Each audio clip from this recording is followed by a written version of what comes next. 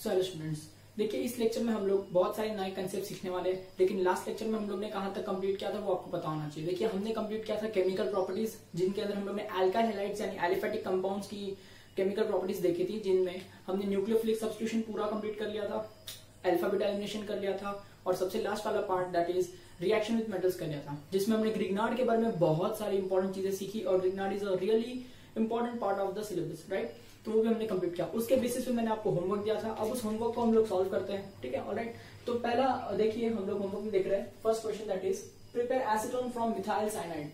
Now how will you prepare acetone from methyl cyanide. तो पहले methyl cyanide जो कि अपना रिएक्टेंट है उसका स्ट्रक्चर ड्रॉ करिए। तो मिथाइल साइनाइड कैसे लिखा जाएगा, CH3C triple bond to N। Alright, तो इसका नाम है मिथाइल साइनाइड। ये मिथाइल साइनाइड जो है वो कॉमन नेम है। अगर आप इसका IUPAC नेम लिखने की ट्राई करें तो क्या हो जाएगा, 2 कार्बन है इसलिए लिखना चाहिए ईथ, सिंगल बॉन्ड है इसलिए एन। साइनाइड के अंदर E लिखते हैं और N की वजह से हम लिखते हैं नाइट्राइल, करेक्ट। तो ये हो जाएगा इथेन नाइट्राइल, सही। अब इसको एसीटोन में कन्वर्ट करना है। तो एसीटोन का स्ट्रक्चर कुछ इस तरह से होता है, आपको पता होना चाहिए। Acetone is CH3C double bond O and CH3।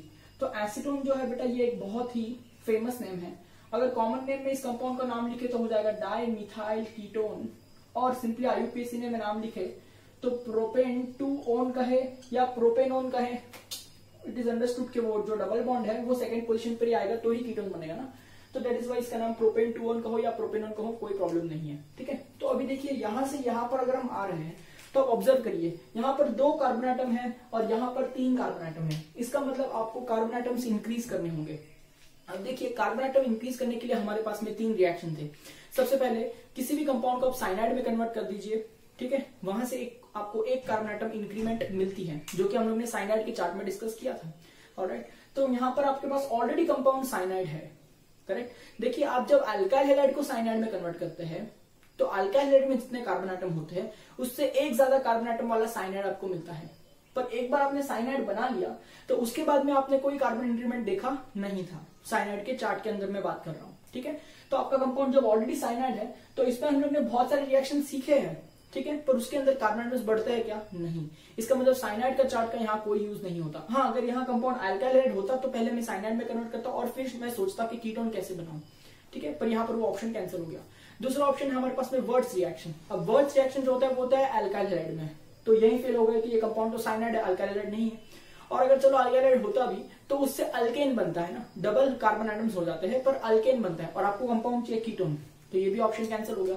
अब we are left with only one option that is Grignard's reagent. चलिए इसमें ग्रिग्नार्ड रिएजेंट ऐड करेंगे तो ये बनेगा। और हमने देखा था ग्रिग्नार्ड के चार्ट में कि ग्रिग्नार्ड में जब हम फॉर्मल्डिहाइड डालते हैं तो 1 डिग्री अल्कोहल बनता है, और कोई भी एल्डिहाइड डालते हैं तो 2 डिग्री अल्कोहल बनता है। अगर हम उसके अंदर कीटोन डालेंगे ग्रिग्नार्ड के अंदर तो 3 डिग्री अल्कोहल बनता है। पर अगर हम ग्रिग्नार्ड के अंदर साइनाइड डालते हैं तो कीटोन बनता है। देखिए आपको बनाना कीटोन है, आपके पास साइनाइड है, तो आप इसमें ग्रिग्नार्ड ऐड कीजिए, सही है। तो चलिए ग्रिग्नार्ड का स्ट्रक्चर कैसा होता है, ग्रिग्नार्ड होता है RMG। यहाँ पर X नहीं ले रहा हूँ, कोई Cl ले रहा हूँ, क्लोरीन। अब मुझे पता करना है कि R के अंदर कितने कार्बन एटम होने चाहिए। सिंपल है, यहाँ 2 है, हमको 3 चाहिए, 1 की कमी है, यानी यहाँ पर जो R होगा वो 1 कार्बन यानी CH3 ग्रुप होगा। तो अगर मैं इसका नाम लिखूं तो ये हो जाएगा मिथाइल मैग्नीशियम क्लोराइड। क्या नाम हो जाएगा, मिथाइल मैग्नीशियम क्लोराइड, ठीक है। अब इस मिथाइल मैग्नीशियम क्लोराइड का रिएक्शन मैं करूंगा ड्राई ईथर में, क्योंकि ग्रिग्नार्ड के सारे रिएक्शन ड्राई ईथर में ही होते हैं। तो देखिए इसको सॉल्व करना है। आपको तो पता ही है कि ग्रिग्नार्ड में कार्बन मैग्नीशियम का बॉन्ड ब्रेक होता है, मैग्नीशियम होता है डेल्टा पॉजिटिव, कार्बन होता है डेल्टा नेगेटिव। साइनाइड के अंदर कार्बन डेल्टा पॉजिटिव होगा और नाइट्रोजन डेल्टा नेगेटिव। अब इसका जो नेगेटिव है वो इसके पॉजिटिव पर जाएगा और इसका जो पॉजिटिव है वो इसके नेगेटिव पर जाएगा, ठीक है। तो चलिए ग्रिग्नार्ड को ब्रेक कर दीजिए और इसमें ऐड कर दीजिए। तो ध्यान से देखिएगा ये क्या हो जाएगा, CH3 एज इट इज है, C ट्रिपल बॉन्ड से हो जाएगा डबल बॉन्ड, नाइट्रोजन पर आ रहा है मैग्नीशियम क्लोराइड यानी MgCl, इस वाले कार्बन पर आ रहा है CH3 यानी इस तरह से। तो देखिए आपके पास में आ गया एक कॉम्प्लेक्स। अब ये कॉम्प्लेक्स मैग्नीशियम का है तो मैं इसे कहूंगा मैग्नीशियम कॉम्प्लेक्स। अब आप जानते हैं मैग्नीशियम कॉम्प्लेक्स का हमको क्या करना होता है, सही पहचाना आपने, हमको करना होता है एसिड हाइड्रोलिसिस। तो चलिए एसिड हाइड्रोलिसिस करते हैं। हमको पता है कि यहाँ पर हमको 2 मॉलिक्यूल लगने वाला है वाटर का इन प्रेजेंस ऑफ एसिड। तो 2 मॉलिक्यूल वाटर जो है उसमें से पहले कचरा निकाल देते हैं। कचरा क्या निकलता है हमेशा, MgOH एंड Cl, सही है। तो और नाइट्रोजन का क्या होगा, नाइट्रोजन तो अमोनिया बन के उठ जाएगा NH3 बन के, ठीक है। तो फिर यहाँ पर क्या होगा, नाइट्रोजन चले गया, MgCl चले गया, तो डबल बॉन्ड है उस पर क्या आएगा, ऑक्सीजन आएगा। तो देखिए आपका एसीटोन स्ट्रक्चर बनेगा। देखिए अगर मैं कंप्लीट करता हूं तो देखिए CH3 C डबल बॉन्ड, इस पर आएगा ऑक्सीजन और इसके साथ ऑलरेडी एक CH3 है जो कि कुछ नहीं है बल्कि एक एसीटोन का ही मॉलिक्यूल है। देखिए तो इस तरह से मैंने मिथाइल साइनाइड को एसीटोन में कन्वर्ट कर दिया बाय यूजिंग ग्रिग्नार्ड्स रिएजेंट। तो उम्मीद करता हूं कि ये रिएक्शन जो है आपको बहुत ही अच्छी तरह से समझ में आ रहा है। चलिए बढ़ते हैं नेक्स्ट क्वेश्चन की तरफ। देखिए अगला क्वेश्चन कुछ इस तरह से था कि प्रिपेयर, ध्यान से सुनिएगा, प्रिपेयर ब्यूटेन 1 ऑल फ्रॉम फॉर्मएल्डिहाइड। कि फॉर्मएल्डिहाइड से हमको क्या बनाना है, ब्यूटेन 1 ऑल बनाना है। तो बड़ा ही सिंपल रिएक्शन है। देखिए आपको बनाना है ब्यूटेन 1 ऑल यानी प्रोडक्ट है और रिएक्टेंट कौन है, फॉर्मएल्डिहाइड। तो देखिए फॉर्मएल्डिहाइड का अगर मैं स्ट्रक्चर ड्रॉ करता हूं तो कुछ इस तरह से दिखाई देता है कि H है, C डबल बॉन्ड O है और H है, ठीक है, जिसका कॉमन नेम दिया हुआ है दैट इज फॉर्मएल्डिहाइड। पर मैं IUPAC नेम भी लिख देता हूं कि ये हो जाएगा एक कार्बन और एल्डिहाइड यानी मीथेनॉल, ठीक है। तो चलिए इससे हमको बनाना है ब्यूटेन 1 ऑल। तो जरा ध्यान से देखिएगा ब्यूटेन 1 ऑल का स्ट्रक्चर कैसा होता है, CH3 CH2 CH2 CH2OH, this is N butyl alcohol in common name and IUPAC name तो ऑलरेडी दिया है दैट इज ब्यूटेन 1 ऑल। अब यहाँ कोई बंदा देख के बता सकता है कि ये जो एल्डिहाइड दिया है इससे आप ये कंपाउंड ग्रिग्नार्ड के सिवाय और किसी रिएक्शन से कर ही नहीं सकते, क्योंकि आपको देखो रिएक्टेंट में एक कार्बन एटम दिख रहा है और प्रोडक्ट में आपको 4 कार्बन एटम दिख रहे हैं। इसका मतलब 3 कार्बन एटम का इंक्रीमेंट ना ही साइनाइड में हो सकता है, ना ही वर्ड सिंथेसिस से हो सकता है, सिर्फ और सिर्फ ग्रिग्नार्ड से कर सकते हैं। क्योंकि साइनाइड से करने की वजह से करेंगे तो भी एक ही कार्बन एटम बढ़ेगा, ठीक है। वर्ड्स करेंगे तो आपको अल्केन कंपाउंड मिलेगा, फिर भी 4 कार्बन तो नहीं पॉसिबल होगा क्योंकि इसमें डबल होता है, तो 1 का डबल 2 होगा, 4 तो नहीं मिलने वाला है टोटल, ठीक है। तो यहाँ से ग्रिग्नार्ड के सिवा और कोई रिएक्शन नहीं है। अब आप थोड़ी सी नोटिस करें बात को, ग्रिग्नार्ड के चार्ट में मैंने सिखाया था कि ग्रिग्नार्ड के अंदर अगर आप फॉर्मएल्डिहाइड डालते हैं तो आपको 1 डिग्री अल्कोहल मिलता है। देखिए ये फॉर्मएल्डिहाइड है और आपको जो मिल रहा है वो क्या है, alcohol which is on 1 degree carbon, that is 1 degree alcohol. तो फॉर्मएल्डिहाइड से 1 डिग्री अल्कोहल बनाना है तो इसमें क्या ऐड करना चाहिए, ग्रिग्नार्ड। तो देखिए ग्रिग्नार्ड का स्ट्रक्चर होता है RMgX, X की जगह भी मैं क्लोरीन ले रहा हूं, ठीक है। तो RMgCl इस तरह से कंपाउंड लिया है। अब मुझे डिसाइड करना है कि R में कितने कार्बन होंगे। आप देख सकते हैं यहाँ 1 है, यहाँ 4 है, 3 की कमी है, तो R जो है वो 3 कार्बन एटम का होना चाहिए और स्ट्रेट चेन ही है तो ये भी स्ट्रेट चेन ही रहेगा कि नहीं। तो देखिए CH3 CH2 CH2 ये 3 कार्बन हो गए, यहाँ पर लगा दूंगा मैग्नीशियम, यहाँ लगा दूंगा क्लोरीन। तो अगर मैं इसका नाम लिखूं तो ये हो जाएगा N प्रोपाइल मैग्नीशियम क्लोराइड, ठीक है। चलिए इसका रिएक्शन करते हैं, क्योंकि ग्रिग्नार्ड के साथ रिएक्शन ड्राई ईथर में होता है, मैं ड्राई ईथर लिख के इसको हीट करूंगा। तो चलिए बॉन्ड ब्रेकिंग करते हैं कि मैग्नीशियम डेल्टा पॉजिटिव होता है, कार्बन डेल्टा नेगेटिव। यहाँ पर C डबल बॉन्ड O पर अटैक होगा तो O जो है डेल्टा नेगेटिव, ये कार्बन डेल्टा पॉजिटिव। इसका नेगेटिव इसके पॉजिटिव को अटैक करेगा, इसका पॉजिटिव इसके नेगेटिव को अटैक करेगा। आपको ये एरोज नहीं बताना है, चार्जेस नहीं बताएंगे तो भी चलता है, बस ये तो आपको समझे इसलिए मैं करके बता रहा हूँ। तो देखिए इसको देखेंगे क्योंकि इसको ब्रेक करना है और इसमें ऐड करना है ना। तो देखिए ये जो कार्बन है उसको लिखता हूं, उसके पास 2 हाइड्रोजन है तो मैं साथ में लिखता हूं H2, सही है। चलो इसके पास तो सिंगल बॉन्ड में आ जाएगा ऑक्सीजन, ऑक्सीजन पर आ जाएगा MgCl, ऑपोजिट चार्जेस है ना इसलिए। और इस कार्बन पर आने वाला है ये वाला कार्बन दैट इज CH2, तो इस कार्बन पर आने वाला है CH2। उस CH2 के बाजू में क्या है, CH2 CH3 CH2 CH3। तो आप देख सकते हैं किस तरह से वो स्ट्रेट चेन में अपने आप अलाइन हो गया, ठीक है। अब ये देखिए ये जो है कंपाउंड, इसे मैं कहूंगा मैग्नीशियम कॉम्प्लेक्स, और आप जानते हैं इस मैग्नीशियम कॉम्प्लेक्स का हमको करना होता है हाइड्रोलिसिस। तो H3O+ लिखूं या वाटर एक्सप्रेस लिखूं एक ही बात है। यहां से कचरा क्या निकलेगा, MgClOH, क्या निकल जाएगा MgClOH, और ये O के पास में H आ जाएगा। तो देखिए आपके पास में 4 कार्बन, पहले कार्बन पर अल्कोहल, ये स्ट्रक्चर ऐसा कुछ बन रहा होगा। तो इस तरह से देखिए मैंने कन्वर्ट कर दिया फॉर्मएल्डिहाइड को ब्यूटेन 1 ऑल के अंदर बाय यूजिंग ग्रिग्नार्ड्स रिएजेंट। तो उम्मीद करता हूं कि रिएक्शन आपको समझ में आ रहा होगा। आपके पास साइनाइड का ग्रिग्नार्ड का चार्ट अच्छी तरह से लिखा हुआ रहेगा बुक के अंदर। मैं उम्मीद करता हूं आपने नोट्स भी बनाए होंगे, तो आप इसको फटाफट रिवाइज कर रहे होंगे सारी चीजें, ठीक है। तो उम्मीद करता हूं कि आपको सारे पॉइंट समझने में कोई दिक्कत नहीं आ रही है, ठीक है। चलिए बढ़ते हैं नेक्स्ट रिएक्शन की तरफ। तो देखिए अगला क्वेश्चन मैंने क्या दिया था कि नंबर 2 का 1 है ये शायद से, ठीक है। That is convert sec butyl chloride into Grignard's reagent, ऐसा क्वेश्चन दिया था, ठीक है। बड़ा सिंपल है। ग्रिग्नार्ड रिएजेंट क्या होता है, अल्काइल मैग्नीशियम हैलाइड। वो कहां से बनता है, अल्काइल हैलाइड के अंदर जब आप मैग्नीशियम मेटल का एक्शन करते हैं तब। तो देखिए यहाँ पर ऑलरेडी आपको अल्काइल हैलाइड दिया है that is sec butyl chloride. तो चलिए इस रिएक्शन को मैं बॉन्ड लाइन में ही कर देता हूँ कि सेक ब्यूटाइल ग्रुप कुछ इस तरह से होता है कि 4 कार्बन है, सेकेंडरी कार्बन पर होगा क्लोरीन, तो इसका कॉमन नेम दिया हुआ है इसलिए मैं आईयूपीएसी नेम लिख रहा हूं, दैट इज 2-chloro-butane। आपको याद आता है तो एग्जाम में दोनों नाम लिखिए, वरना कोई भी एक नाम लिखना तो जरूरी है ही। मैं तो आदत रखता हूँ दोनों नाम लिखने की, ठीक है। तो चलिए साइक ब्यूटाइल क्लोराइड बना लिया। अब इसके अंदर क्या डाल देंगे, मैग्नीशियम मेटल डाल देंगे, और मेटल का रिएक्शन ड्राई ईथर में होता है, हीट कर दिया। तो ध्यान से सुनिएगा, मैग्नीशियम जो है वो इस कार्बन और क्लोरीन के बॉन्ड के बीच में आ जाता है, जैसे कि हमने सीखा था लास्ट लेक्चर में। तो यहाँ पर क्या होगा, पहले मैग्नीशियम अटैच होगा और मैग्नीशियम से क्लोरीन, तो ये जो कंपाउंड इसका नाम हो जाएगा सेक ब्यूटाइल मैग्नीशियम क्लोराइड, ठीक है। और इसी को हम प्यार से ग्रिग्नार्ड्स रिएजेंट भी कहते हैं। तो उम्मीद करता हूं कि रिएक्शन आपको समझ में आ रहा होगा, ठीक है। इसी में आपको दूसरा क्वेश्चन मैंने दिया था, that convert acetone into tert butyl alcohol.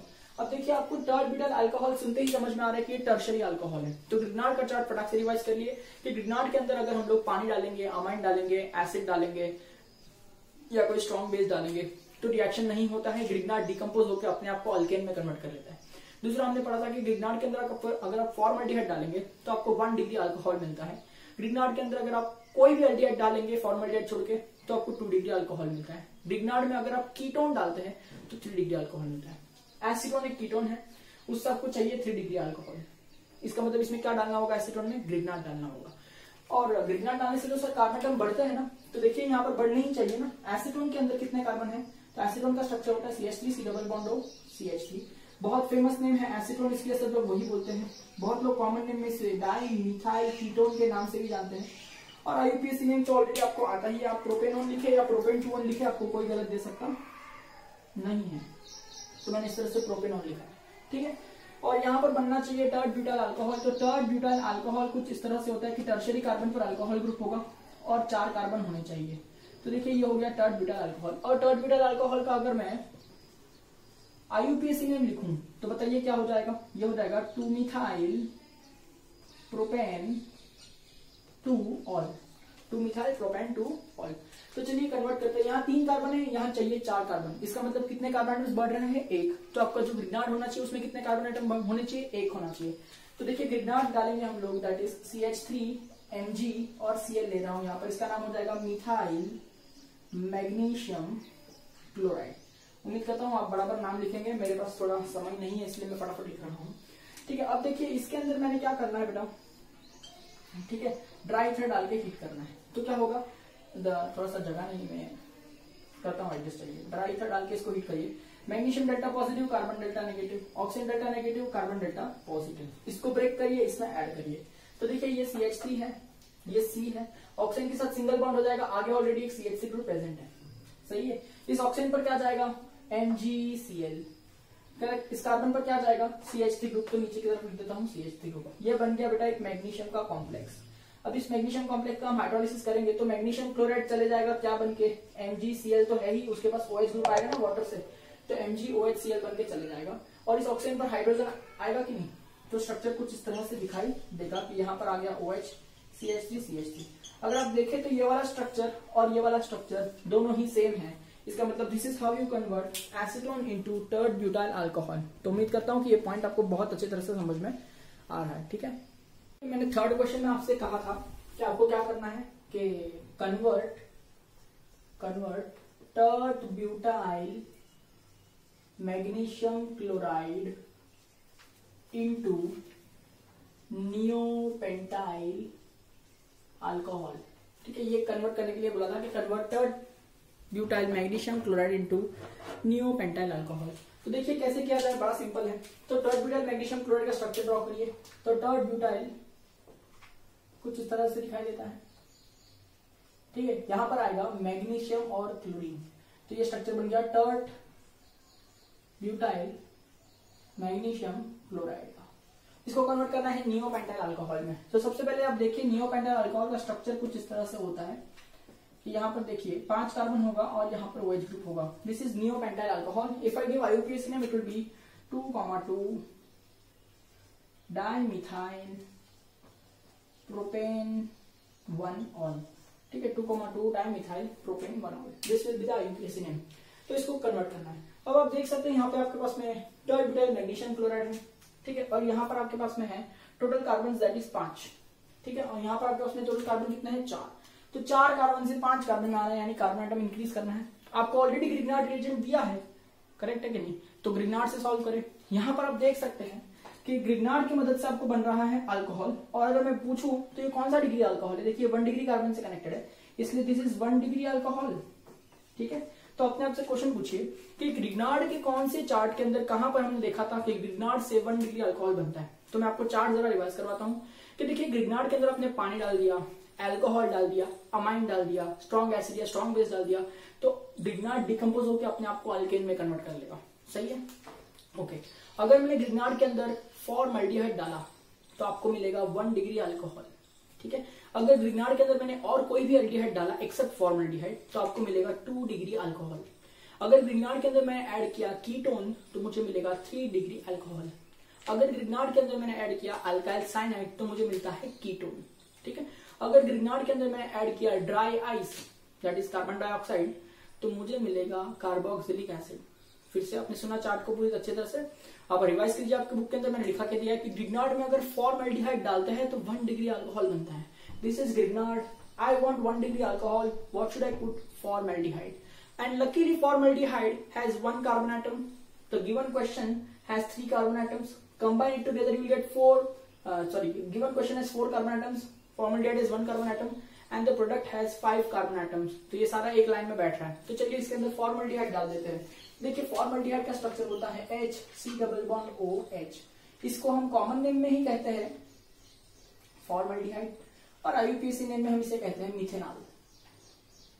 ठीक है, चलिए ग्रिग्नार्ड का रिएक्शन ट्राइथर में होता है, उसको हीट कर देंगे तो क्या होगा, ध्यान से देखिएगा कि हम लोग देखते हैं कि कौन सा अमाउंट ब्रेक होगा।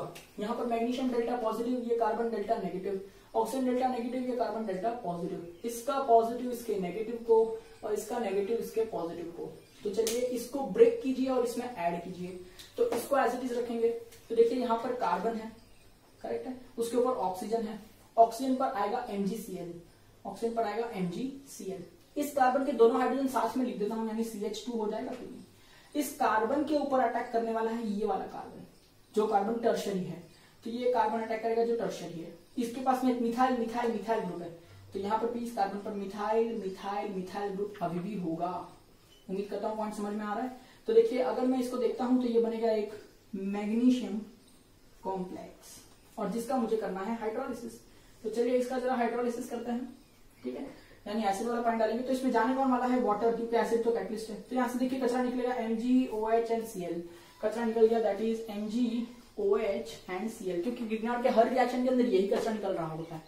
ठीक है, तो ये देखिए H है, इस O पर आ जाएगा, तो यहाँ पर कुछ स्ट्रक्चर इस तरह से बनेगा कि CH2 है, इस पर आया OH, यहाँ पर C है, इस पर मिथाइल ग्रुप है, मिथाइल ग्रुप है, मिथाइल ग्रुप है। तो कहीं ना कहीं देखिए अब ये स्ट्रक्चर और हमको जो बनाना है स्ट्रक्चर सेम है। ठीक है, अब दोनों का नाम देखिए तो आएगा नियोपेंटाइल अल्कोहल या फिर 2,2 डाइमिथाइल प्रोपेन 1-ऑल। ठीक है, तो उम्मीद करता हूँ कि रिएक्शन आपको समझ में आया है। अब नेक्स्ट क्वेश्चन की तरफ बढ़ते हैं, जो कि मैंने आपको एक बड़ा सा चार्ट दिया था। ऑलराइट, तो चलिए इस क्वेश्चन को सॉल्व करते हैं। यहाँ पर आपको ये कंपाउंड दिया गया है, अगर मैं इसका कॉमन नेम लिखूं तो हो जाएगा सेक प्रोपाइल ब्रोमाइड, और अगर मैं इसका आईयूपीएसी लिखूं तो हो जाएगा 2 ब्रोमो प्रोपेन। ठीक है, इसमें अल्कोहलिक KCN डालेंगे, सॉरी अल्कोहलिक NaCN डालेंगे तो बी कंपाउंड बनेगा। तो देखिए बी कंपाउंड क्या बनेगा कि यहाँ पर ब्रोमीन हट जाएगा, उसकी जगह साइनाइड आ जाएगा और यहाँ से निकल जाएगा NaBr। तो बी कंपाउंड क्या बन रहा है कि कुछ इस तरह से बन रहा है, देखिए सही है। ऊपर क्या आ जाएगा CN, करेक्ट, Br को हट के क्या आ जाएगा CN, because it is nucleophilic substitution reaction. तो अगर मैं इसका नाम लिखूं तो ये हो जाएगा सेक प्रोपाइल साइनाइड। अगर मैं इसका आईयूपीएसी लिखूं तो लॉन्गेस्ट कार्बन चेन 1 2 3, यानी आ जाएगा 2 मिथाइल प्रोपेन नाइट्राइल, ये उसका आईयूपीएसी नाम आएगा। उम्मीद करता हूँ ये सारी चीजें आपको पता होगी, तो डिटेल में एक्सप्लेन करने की मुझे जरूरत नहीं पड़ेगी। ठीक है, चलिए नेक्स्ट आगे बढ़ते हैं। इस बी के अंदर मैंने क्या करा, हाइड्रोलाइसिस किया, और 2 बार। आपको पता है साइनाइड के अंदर जब हम डबल हाइड्रोलाइसिस करते हैं यानी कंप्लीट हाइड्रोलाइसिस करते हैं, तो यहाँ पर जो कंपाउंड बनता है वो होता है एसिड। तो देखिए ये जो कंपाउंड है इसका एसिड अगर बनेगा तो सी स्ट्रक्चर कैसा दिखाई देगा, कुछ इस तरह से दिखाई देगा। जो CN ग्रुप है उसका बन जाएगा C+OOH। ठीक है, तो आपका सी कंपाउंड कुछ इस तरह से दिखेगा, और इसका अगर मैं आईयूपीएसी लिखूं तो 1 2 3 आएगा लॉन्गेस्ट कार्बन चेन पे, तो ये हो जाएगा 2 methyl propane oic acid, 2 methyl propanoic acid. ठीक है, तो इसका ऑब्वियसली आपको वर्कआउट करके देखना पड़ेगा कि किस तरह से डबल हाइड्रोलिसिस काम करता है। मैंने पहले भी सिखाया है साइनाइड के चार्ट के अंदर कंप्लीट हाइड्रोलिसिस का रिएक्शन, पर यहाँ पर मैं डायरेक्ट प्रोडक्ट लिख रहा हूँ क्योंकि आपको डायरेक्ट सी पूछा है। ठीक है, अब बी वाले कंपाउंड के अंदर मैं 4 नेशन हाइड्रोजन डालूंगा। देखिए ये बी कंपाउंड है और बी कंपाउंड क्या है, सी ट्रिपल बॉन्ड एन होता है ना यहाँ पर। इस पर अगर मैं 4 नेशन हाइड्रोजन डालूंगा तो 2 हाइड्रोजन यहाँ जाएगा, 2 हाइड्रोजन यहाँ जाएगा, तो आपका डी कंपाउंड क्या बनेगा, कुछ इस तरह से बनेगा कि यहाँ पर देखिए सी था, उस पर 2 हाइड्रोजन गए, एन था, उस पर 2 हाइड्रोजन गए, तो बीच में सिंगल बॉन्ड हो जाएगा, ट्रिपल बॉन्ड, तो ये कंपाउंड बनेगा। तो इसका अगर मैं आईयूपीएसी लिखूं तो हो जाएगा 2 मिथाइल प्रोपेन 1 अमाइन। सही है ना, यहां से गिरेंगे ना, 1 2 एंड 3 लाइक दैट। ठीक है, तो 2 मिथाइल प्रोपेन 1 अमाइन बन रहा है, ऑप्शन डी। अब यहाँ पर पूछा है कहां से आएगा 4 नेशन हाइड्रोजन, तो आपको पता होना चाहिए आता है C2H5OH यानी इथाइल अल्कोहल प्लस सोडियम से, और ये रिएक्शन का नाम है मेंडियस रिएक्शन, और ये प्रोडक्ट को कह सकता हूं मैं मेंडियस प्रोडक्ट। ठीक है, उम्मीद करता हूं ये बातें तो सीधे समझ में आ रही होगी। अगर मैं नेक्स्ट रिएक्शन की तरफ देखता हूं तो बी के अंदर ऐड किया 2 नेशन हाइड्रोजन SnCl2 और HCl डाल के। अब ये जो रिएक्शन है वो स्टीफन्स रिएक्शन आपको पता है, तो देखिए बी यानी ये कंपाउंड के अंदर 2 नेशन हाइड्रोजन डालेंगे, तो एक यहाँ जाएगा, एक यहाँ जाएगा, करेक्ट है। तो आपका ई प्रोडक्ट क्या बन रहा होगा, देखिए ई प्रोडक्ट क्या बन रहा होगा, इस तरह से कुछ बन रहा होगा।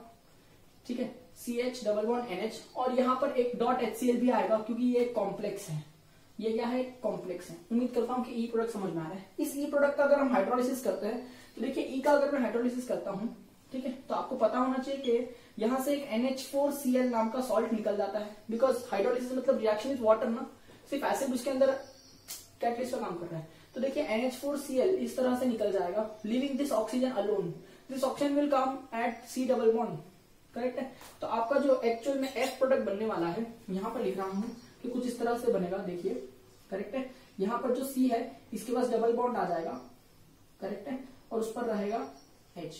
तो उम्मीद करता हूँ कि कैमरा में अगर आपको ये दिखाई दे रहा है या नहीं बराबर से, ठीक है, दिख रहा है। क्वेश्चन नंबर F देखिए क्या आएगा, C डबल बॉन्ड और H। अगर इसका मैं नाम लिखता हूँ तो क्या हो जाएगा, 2 मिथाइल प्रोपेनॉल, क्योंकि यहाँ से लॉन्गेशन 1 2 और 3 की आएगी ना, तो इसका नाम लिखता हूँ यहाँ पर 2 मिथाइल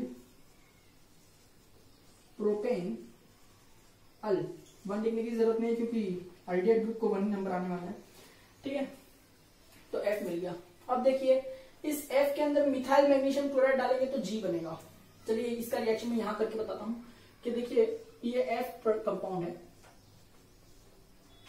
ठीक है, इसमें आपने डाल दिया मिथाइल मैग्नीशियम क्लोराइड, तो यहाँ पर देखिए ये ग्रिग्नार्ड है, ये प्लस है, ये माइनस है, ऑक्सीजन माइनस है और ये कार्बन प्लस है। तो ऑपोजिट चार्जेस को अगर आप अट्रैक्ट करवाएंगे तो MgCl O पर जाएगा और ये मिथाइल ग्रुप इस वाले कार्बन पर जाएगा, तो क्या बनेगा कंपाउंड, इस तरह से कुछ होगा, करेक्ट। इस O पर क्या गया, MgCl, इस पे H ऑलरेडी है और इस वाले कार्बन पर ही जाएगा CH3 ग्रुप, तो आपका G प्रोडक्ट ये वाला कुछ बन रहा होगा इस तरह से, और जो कि क्या है एक मैग्नीशियम कॉम्प्लेक्स, तो इसका नाम लिखने की जरूरत नहीं है।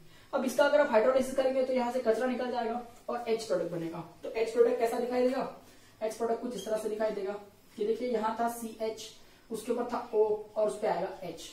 ठीक है, उम्मीद करता हूँ पॉइंट समझ में आ रहा है आपको, बहुत ही आसान रिएक्शन है। ठीक है, G नहीं लिख रहा हूँ क्योंकि वो एक कॉम्प्लेक्स है ना, उसका नाम लिखने की जरूरत नहीं है, हाइड्रोलाइसिस करने पे ये मिलेगा। अब करके देखिए ग्रिग्नार्ड का रिएक्शन बड़ा सिंपल है, इसका अगर मैं IUPAC में लिखूं तो क्या हो जाएगा, देखिए सॉरी क्या था ये प्रोडक्ट देखते हैं, हाँ CH है यहाँ पर, हाँ आगे क्या है इसके CH3 ग्रुप है, सॉरी ठीक है मैंने गलती से OH लिख दिया था, यहाँ CH3 और O यहाँ से MgClOH जाएगा ना हाइड्रोलाइसिस करने के बाद, तो O पर क्या आएगा H, तो ये देखिए इस तरह से कुछ बन रहा है। ठीक है, तो चलिए इसका नाम लिखते हैं। तो देखिए नॉमिनेशन में 1 2 3 4 कार्बन एटम आएंगे, तो 4 कार्बन है तो मुझे लिखना चाहिए ब्यूट, करेक्ट, सिंगल बॉन्ड है तो लिखना चाहिए एन, 2 पर अल्कोहल है तो लिखना चाहिए टू ऑल, तो हो जाएगा 1 2 3 4 ब्यूटेन 2 ऑल और 1 2 3, करेक्ट, यहां से नंबर करेंगे तो 1 2 3 पर अल्कोहल, तो सही यही आ जाएगा 3 मिथाइल, तो IUPAC में इसका नाम बनेगा 3 मिथाइल ब्यूटेन 2 ऑल। ठीक है, चलिए इस तरह से कुछ ये कैमरा में दिख नहीं रहा है, देखिए 3 मिथाइल ब्यूटेन 2 ऑल उसका नाम बनेगा। ऑलराइट, तो चलिए अब नेक्स्ट इस पे जाते हैं। H तो मिल गया हमको, अब यहां पर आप देख सकते हैं कि ये मैंने एरो इस तरह से बताया है, F बनना चाहिए। F क्या था अपना ये वाला प्रोडक्ट यानी एल्डिहाइड। ठीक है, अब मैं इसके अंदर ऐसा क्या करूं कि एक ही स्टेप में F बने। देखिए स्टीफन रिएक्शन में 2 स्टेप है, कॉम्प्लेक्स और उसका हाइड्रोलिसिस, ऐसा 2 स्टेप है। अगर मुझे यही रिएक्शन एक स्टेप में करना है तो मुझे क्या ऐड करना चाहिए, डबल एच ऐड करना चाहिए, जो मैंने ग्रिग्नार्ड साइनाइड के चार्ट में ऑलरेडी सिखाया है, that is DiBaLH, diisobutyl aluminium hydride, और इसको भी हाइड्रोलिसिस लगता ही है, तो ये एक ही स्टेप में F बना करके दे देगा आपको।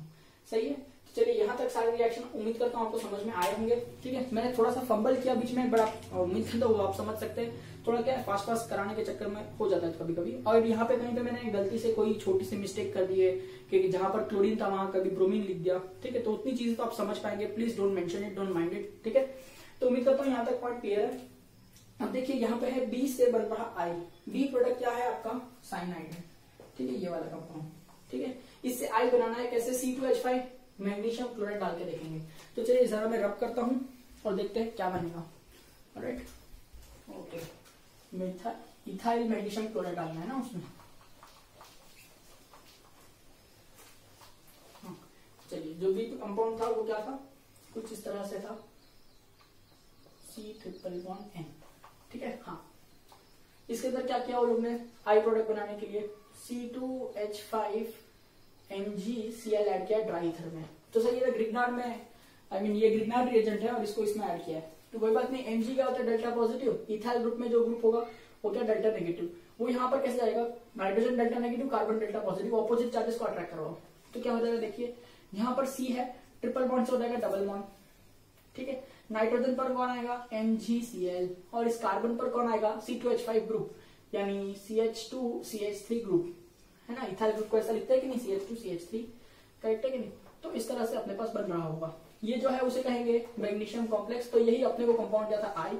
तो आई कुछ नहीं है, आई एक मैग्नीशियम कॉम्प्लेक्स है। ठीक है, अगर मैंने ऐसा दिया होता कि इसके आगे भी आप हाइड्रोलिसिस करो तो आप इसका हाइड्रोलिसिस करके लिख सकते थे कि क्या बनेगा, आपको तो पता ही है, CH3CH2C, नाइट्रोजन जो है वो अमोनिया बन के उड़ जाएगा, कचरा जो है वो MgClOH बन के उड़ जाएगा, तो इस डबल बॉन्ड पर ऑक्सीजन आने वाला है। ठीक है, तो इस तरह का कुछ स्ट्रक्चर बनता था, इसका आप यूपीएससी में कॉमन में लिख सकते हैं। ठीक है, उम्मीद करता हूँ ये जो पॉइंट है आपको बहुत अच्छी तरह से समझ में आ रहा है, और यहाँ तक हम लोग ने लास्ट लेक्चर के होमवर्क को बहुत अच्छे से सॉल्व किया है। अगर इसके बावजूद भी आपको कोई डाउट रह जाता है या आप कुछ चीजें नहीं समझ रही है या पूछना है, आप ऑब्वियसली मुझसे पूछ सकते हैं, मैं आपके डाउट जरूर क्लियर करने की कोशिश करूंगा। ऑलराइट, हेलो स्टूडेंट्स, तो देखिए अभी हमको क्या करना है, मैकेनिज्म्स के बारे में स्टडी करना है। ठीक है, अब देखिए इस लेक्चर के अंदर मैकेनिज्म्स तो मैं पढ़ा नहीं पाऊंगा, मुझे पहले फंडामेंटल्स जमा करने होंगे, फिर आपको सिखाऊंगा मैकेनिज्म।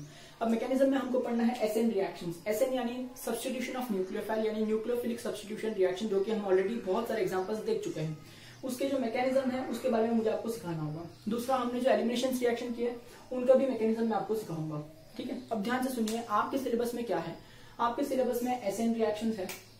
ठीक है, पर उस रिएक्शन को सॉल्व करने के लिए जो फंडामेंटल नॉलेज चाहिए वो इस साल 25% डिडक्शन में चले गए। अब मुझे बताइए, अब अगर मैं आपको फंडामेंटल नॉलेज नहीं सिखाऊंगा तो क्या आप ये कभी रिएक्शन समझ पाएंगे अच्छे से? नहीं। तो इसका मतलब मुझे एसएन रिएक्शन सिखाने के लिए फंडामेंटल नॉलेज सिखाना बहुत जरूरी है, अदरवाइज ये कंसेप्ट खोखला रहेगा, आपको कभी कुछ समझेगा ही नहीं। ठीक है, तो ध्यान से सुनिए, एसएन रिएक्शंस आपके सिलेबस में है, करेक्ट, वो मैं कराऊंगा। एलिमिनेशन रिएक्शंस आपके सिलेबस में नहीं है। ठीक है, पर मुझे टाइम मिलेगा तो जरूर मैं एलिमिनेशन रिएक्शन भी कराऊंगा, for better understanding how the reaction occurs. ठीक है, we do not have to study only for marks and only for the questions that are going to be asked in exams. ठीक है, हमको understanding के लिए पढ़ना है, ताकि आगे भी अगर कोई अलग ही रिएक्शन अपने सामने आ जाए तो हम कभी डरे ना, हम खुद से मैकेनिज्म लिखना सीखे। जितना टाइप का मैकेनिज्म आप सीखोगे उतना ही बेहतर तरीके से मैकेनिज्म लिखना भी आपको आएगा। तो इसीलिए मैं सारी चीजें अच्छे से आपको सिखाने की कोशिश करता हूँ। This is just my dream work to teach every mechanism. ठीक है, पर आज तक कभी ऐसा कोई हुआ नहीं है कंप्लीट। ठीक है, बट मैं ट्राई करता हूँ सिखाने की आपको। एसएन रिएक्शन तो मुझे आपको सिखाने ही होंगे। ठीक है, अब ध्यान से सुनिए, एसएन रिएक्शंस के लिए हमको लगेगा फंडामेंटल नॉलेज ऑफ स्टीरियोकेमिस्ट्री। अब स्टीरियोकेमिस्ट्री केमिस्ट्री का एक बहुत अलग ब्रांच है, जिसके अंदर हम 3 डायमेंशनल मॉलिक्यूल्स की स्टडी करते हैं ऑन पेज। अब आप जानते हैं ये जो पेज है ये तो 2 डायमेंशनल है कि नहीं, तो किसी 3 डायमेंशनल सब्जेक्ट को मुझे 2 डायमेंशनल में पहले ड्रॉ करना होगा और फिर उसके बारे में स्टडी करनी होगी। फिर मुझे पता चलेगा कि 3D यानी रियल लाइफ में रिएक्शन कैसे होते हैं और उसको हम पेपर पे कैसे समझ सकते हैं। तो इसलिए मुझे स्टीरियोकेमिस्ट्री आपको सिखाना पड़ेगा। It is a really important, very crucial topic. अब देखिए, मैं बहुत सारे स्टैंडर्ड्स के बच्चों को सिखाता हूँ, तो मैंने ऑलरेडी स्टीरियोकेमिस्ट्री पे एक सीरीज बनाई है पूरी सी। ठीक है, जो मुझे हायर लेवल ऑफ स्टूडेंट्स के लिए लगती है। तो मैंने क्या करा है, उसके अंदर से जो जो इंपॉर्टेंट टॉपिक्स है जिसको आपको नॉलेज चाहिए आप लोग को, ठीक है, वो मैंने गैदर करके एक क्लिप बनाया है।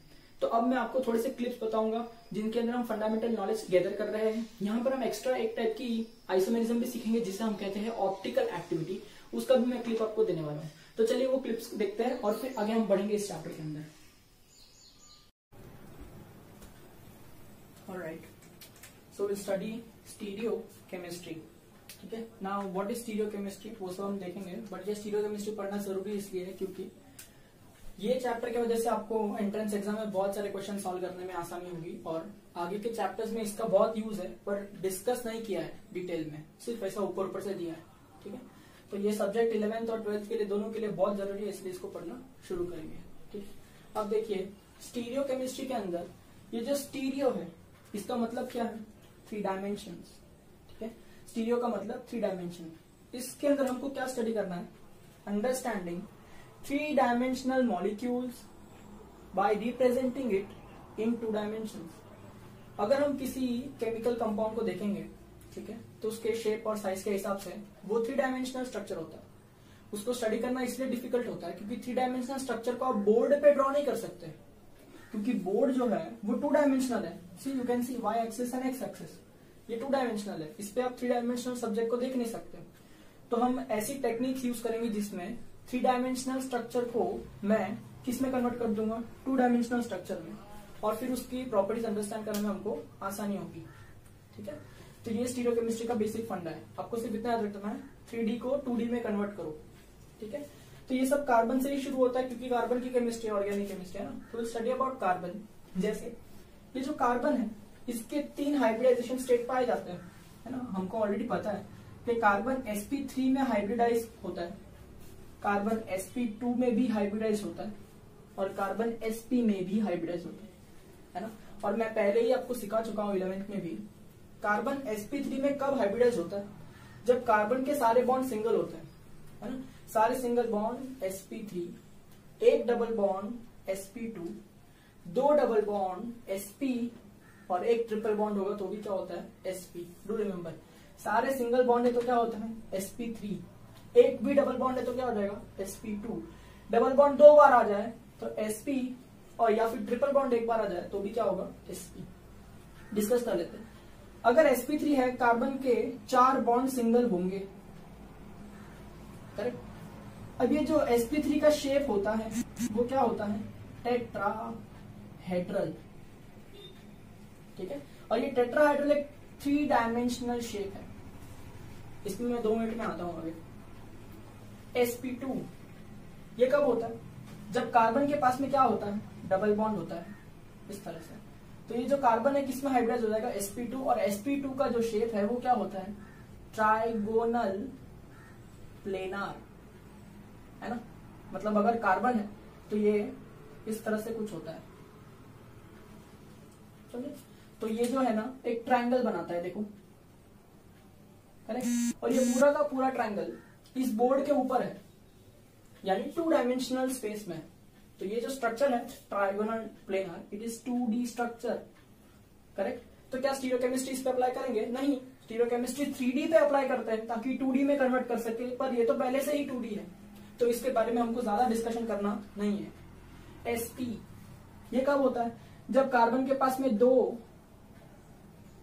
डबल बॉन्ड होते हैं, या तो फिर क्या कार्बन के पास में एक क्या होता है? ट्रिपल बॉन्ड, है ना। तब ये हो जाता है sp। sp जो है इसका शेप क्या होता है? लीनियर, है ना। और लीनियर भी एक क्या होता है? 2 डायमेंशनल शेप होता है ना। तो इसको भी स्टीरियोकेमिस्ट्री हम अप्लाई करने वाले नहीं है। यहां तक क्लियर हुआ? कोई डाउट है यहां तक? sp3, sp2 और sp, उसमें से हम स्टीरियोकेमिस्ट्री sp3 में अप्लाई करेंगे क्योंकि शेप कैसा है? 3 डायमेंशनल। तो कार्बन के जब चारों बॉन्ड सिंगल होता है तब sp3 होता है, तब उसका जो बॉन्ड एंगल होगा ऑब्वियसली टेट्राहेड्रल होने की वजह से 109 डिग्री 28 मिनट्स ऐसा देखा जाता है। ठीक है, इसके अंदर 2 डायमेंशनल में जनरल बता रहा हूं, है ना। इसका बॉन्ड एंगल कितना पा जाएगा? 120 डिग्रीज पे आ जाता है। और ऑब्वियसली लीनियर है, लीनियर है तो कितना हो जाता है? 180 डिग्रीज हो जाता है बॉन्ड एंगल। ठीक है, ऑलराइट। इसका एक एग्जांपल कंसीडर करते हैं। ठीक है, यही अपने को सबसे डिटेल में पढ़ना है। ठीक है, sp3। अब देखेंगे, suppose if I consider methane CH4, है ना। तो ये उसका स्ट्रक्चरल फॉर्मूला, अगर आप इसको एक्सपांड करके लिखे तो आप H ऐसे ऐसे ऐसे और ऐसे लिखेंगे, राइट। पर क्या सच में ये ऐसा होता है एक प्लेन पे? नहीं, it is 3 dimensional shape, tetrahedral shape. तो इसका शेप एक्चुअली कैसा होता है ना, मैं आपको इल्यूस्ट्रेट करके बताता हूँ।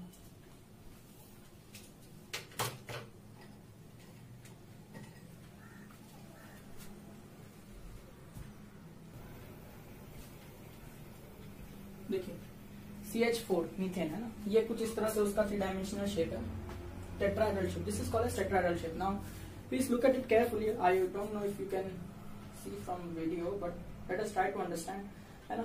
ये जो मेरा ब्रिस्ट है ना, this wrist is carbon, correct. और ये 4 ना उसके बॉन्ड है, करेक्ट। 4 बॉन्ड सिंगल है, यानी कार्बन का हाइड्रोजन शेप sp3 हो जाएगा। अब ये जो शेप है आप आसानी से देख सकते हैं, दिस इज 3 डायमेंशनल शेप, है ना। इसको मैंने स्पेस में पकड़ा है, अगर मैं इसको बोर्ड पे रखूं तो इसको बोर्ड पे मैं ड्रॉ नहीं कर पाऊंगा, ठीक है। पर अगर हम लोग इस 3 डायमेंशनल शेप को 2 डायमेंशनल शेप में कन्वर्ट करने की कोशिश करेंगे तो कैसे होता है, देखिए। टेल मी, ये जो मैंने पैड रखा है हाथ में, क्या ये 3 डायमेंशनल है या 2 डायमेंशनल है? 2 डायमेंशनल है, it has got 2 axis, X and Y. देखो बोर्ड और ये प्लेन सेम ही है कि नहीं? तो मैंने क्या किया, ये जो 3 डायमेंशनल स्ट्रक्चर है, इसको जब मैंने बोर्ड पे प्रोजेक्ट किया और अंडरस्टैंड किया तो मुझे क्या समझ में आता है, ये कुछ इस तरह से जाता है। देखिए, आप समझ पा रहे हैं? इसमें क्या हो रहा है, ब्लैक वाले बॉन्ड्स देखो, ठीक है। कौन से ब्लैक वाले बॉन्ड है? ये वाला और ये वाला जो है वो ब्लैक वाला बॉन्ड है, ठीक है। ये दोनों बॉन्ड जो है ना वो प्लेन के अंदर है, देखो, है ना। It is coinciding with plane. Whereas जो रेड वाला बॉन्ड है वो देखो, कौन से रेड वाले बॉन्ड है? एक ये वाला है और एक ये वाला है। तो ये वाला जो रेड वाला बॉन्ड है ना, वो प्लेन के आगे आ रहा है, और ये जो रेड वाला बॉन्ड है वो प्लेन के पीछे जा रहा है। तो जब 4 बॉन्ड होते हैं, sp3 होता है, 3 डायमेंशनल टेट्राहेड्रल स्ट्रक्चर होता है, तो 4 में से जो 2 बॉन्ड है ब्लैक वाले, है ना, वो प्लेन के साथ कोइंसाइड हो जाएंगे, प्लेन पर ही रहेंगे। और रिमेनिंग 2 में से एक है वो प्लेन के बाहर की तरफ आता हुआ नजर आएगा, और एक है वो प्लेन के पीछे की तरफ जाता हुआ नजर आएगा।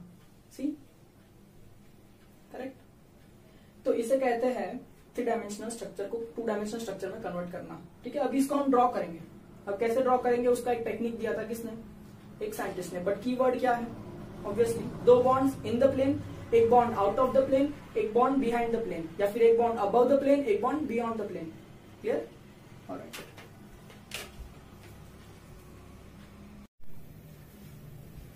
यस, तो अभी हम लोग ने जिस तरह से इलस्ट्रेशन को देखा, उस इलस्ट्रेशन के हिसाब से अब हम ड्राइंग करेंगे, ठीक है। तो जो रिप्रेजेंटेशन है वो उसका नाम रखेंगे, it is represented by veg dash formula, ठीक है। आपको समझ में आएगा वेज और डैश का मतलब क्या है, 2 मिनट रुकिए।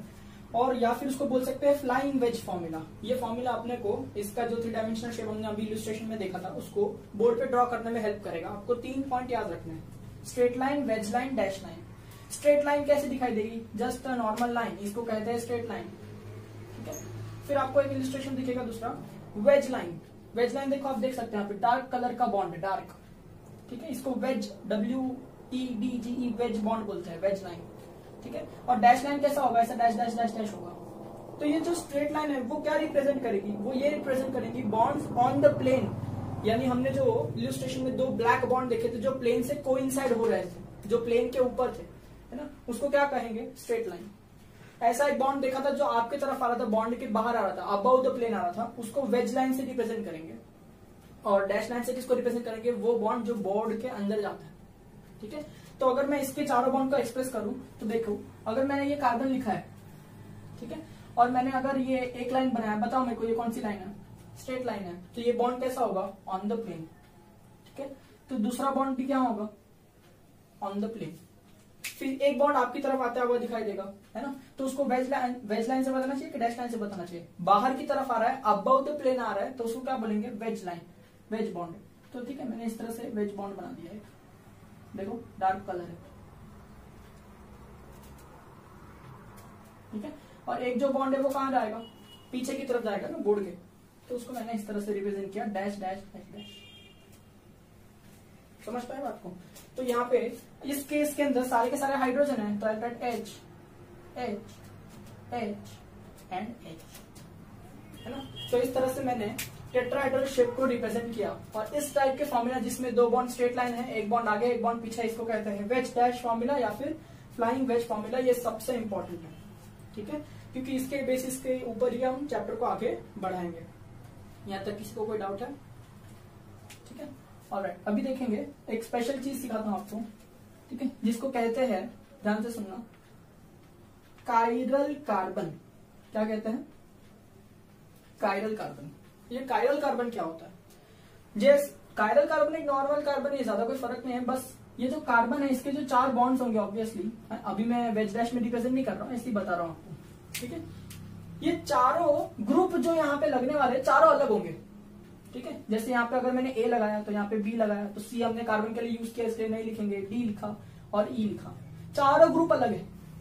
अगर किसी कार्बन के अटैच्ड ग्रुप चारों अलग है तो ऐसे टाइप के कार्बन को स्पेशल कार्बन बोलते हैं, कायरल कार्बन, है ना। और इसको हम लोग ऐसे स्टार से रिप्रेजेंट करते हैं। Chiral carbon is always denoted by asterisk with it, ठीक है। जैसे कि इसका एग्जांपल मैं आपको बताता हूँ। देखो, जैसे ये कार्बन है, मैंने यहाँ पर हाइड्रोजन लगा दिया, यहाँ पर क्लोरीन लगा दिया, यहाँ पर ब्रोमीन लगा दिया और यहाँ पर आयोडीन लगा दिया। देखो, इसके चारों ग्रुप अलग है ना, तो ये जो कार्बन है वो कायरल कार्बन हो गया। क्लियर है यहाँ तक? ऑलराइट।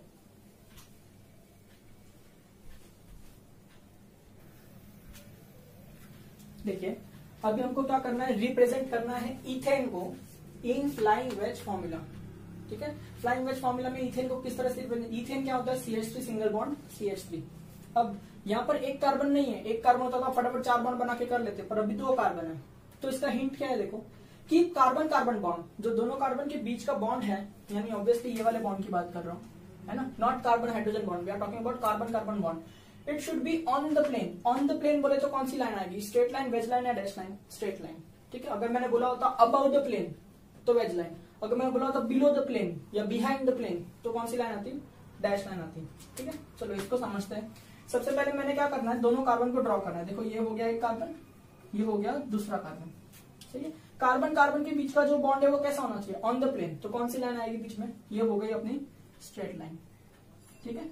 अब सिर्फ इसके बारे में सोचते हैं। अब इसके 4 बॉन्ड में से 2 बॉन्ड स्ट्रेट लाइन में जाएंगे ऑन द प्लेन, एक बॉन्ड तो हो गया और एक बॉन्ड ये रहा, ठीक।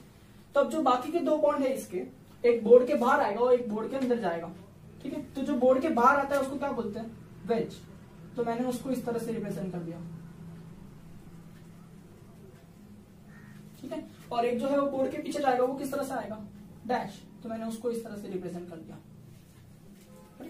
सेम वे इधर भी ऐसे ही होगा, है ना। इसका एक बॉन्ड ऑलरेडी बॉन्ड में है तो ये रहा ऑन द प्लेन, करेक्ट। एक बॉन्ड बोर्ड के बाहर आता हुआ नजर आएगा, मैंने उसको इस तरह से रिप्रेजेंट कर दिया, बाहर आता हुआ,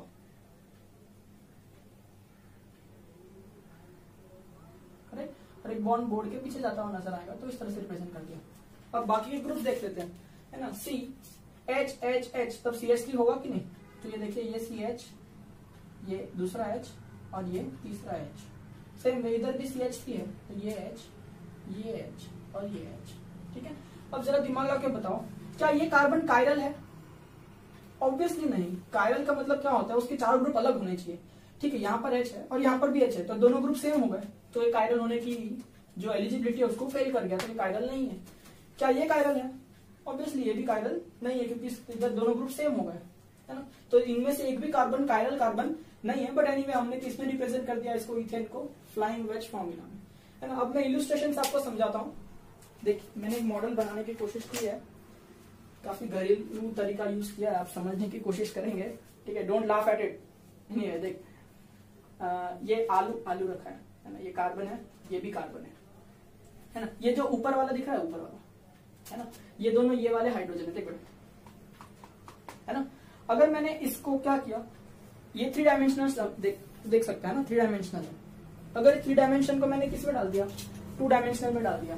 तो कैसे डालेंगे 2 डायमेंशनल में? देख, है ना, ये बोर्ड 2 डायमेंशनल है कि नहीं, है ना। इसको मैंने इसमें डाल दिया, देखो ध्यान से देखना, करेक्ट, इस तरह से।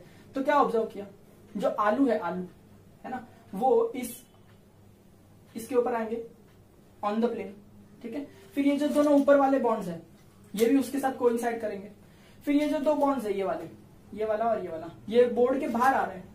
और ये जो दोनों बॉन्ड्स हैं वो ऑब्वियसली बोर्ड के कहां जा रहे हैं? पीछे की तरफ जा रहे हैं, समझ पाए क्या आप? देखो जरा, CH3 ये आगे वाला CH3 है, ये पीछे वाला CH3 है, इसको हम ऐसे देख रहे हैं, देखो है ना। और ये प्लेन हमने यूं इंट्रोड्यूस कर दिया। जैसे हमने ये प्लेन इंट्रोड्यूस कर दिया तो क्या हो जाएगा, 2 बॉन्ड्स आगे की तरफ आएंगे, 2 बॉन्ड्स उसी के अंदर आएंगे और 2 बॉन्ड्स पीछे की तरफ जाएंगे। बट ध्यान से सुनना, इधर क्या बोला था, carbon carbon bond should be on the plane, है कि नहीं? देखो दोनों आलू के बीच में जो पेंसिल है जहां पे मैंने पकड़ा है ना, तो वो भी कहाँ आ रहा है, प्लेन में आ रहा है कि नहीं? तो इस तरह से हम लोग ने इथेन को फ्लाइंग वेज फॉर्मूला में 3 डायमेंशन से 2 डायमेंशन में लेके आ रहे हैं। यहाँ तक क्लियर है? और देखिए इस तरह से आप 3 कार्बन 4 कार्बन पर भी अप्लाई तो कर सकते हैं, लेकिन फिर उसका स्ट्रक्चर है ना वो बनाने में थोड़ा डिफिकल्ट होते चले जाएगा, ठीक है। इसलिए ये जो वेज डैश फॉर्मूला है इसका एक ड्रॉबैक है, ठीक है। ड्रॉबैक क्या है, it can be used for compounds having 1 or 2 carbon atoms only. ज्यादा से ज्यादा 1 या 2 कार्बन एटम के ऊपर अगर कार्बन गए तो ये समझना मुश्किल हो जाएगा। More than 2 carbon atoms, this formula is difficult to understand. अब कुछ भी हम पढ़े, स्टीरियो केमिस्ट्री का एक सिंपल स्लोगन मैं आपको दे देता हूँ, ठीक है। सिंप्लीफिकेशन देख लो, पूरे चैप्टर इसी के खेल पे है सब कुछ। रिप्रेजेंटिंग 3 डायमेंशनल टू 2 डायमेंशनल हम करने वाले हैं। तो हमेशा क्या याद रखना है, the arrangement of carbon carbon bond सबसे इंपॉर्टेंट। भाई कार्बन किसी से भी जुड़ा हो जाने दो, पर कार्बन अगर कार्बन से जुड़ा है ना, तो उसका जो बॉन्ड है उसका अरेंजमेंट पूरे प्लेन में आपने कहाँ बताया है, वही सबसे इंपॉर्टेंट है, ठीक है। जैसे इसके अंदर कार्बन कार्बन बॉन्ड कहाँ पर है, ऑन द प्लेन है। देखो स्ट्रेट लाइन से रिप्रेजेंट किया, ऑन द प्लेन, ना वो अबव द प्लेन है ना वो बिलो द प्लेन है। Do remember flying wedge formula या फिर वेज डैश फॉर्मूला के अंदर carbon carbon bond arrangement is on the plane, ठीक है, क्योंकि इसके आगे भी अलग अलग टाइप पढ़ेंगे। अब जैसे इसका ड्रॉबैक है, ये तो फेल हो गया है ना, तो हम लोग क्या करेंगे, अभी दूसरे टाइप के फॉर्मूला पे जाएंगे। ये एक टाइप का फॉर्मूला था, एक टाइप का रिप्रेजेंटेशन था 3D into 2D। अब दूसरे टाइप का रिप्रेजेंटेशन पढ़ेंगे, ठीक है। उसमें भी सबसे मेन पॉइंट क्या होगा, कार्बन कार्बन बॉन्ड का अरेंजमेंट कैसे है, ठीक है। एक बार आपको ये समझ में आ गया तो सारा खेल आसान हो जाएगा।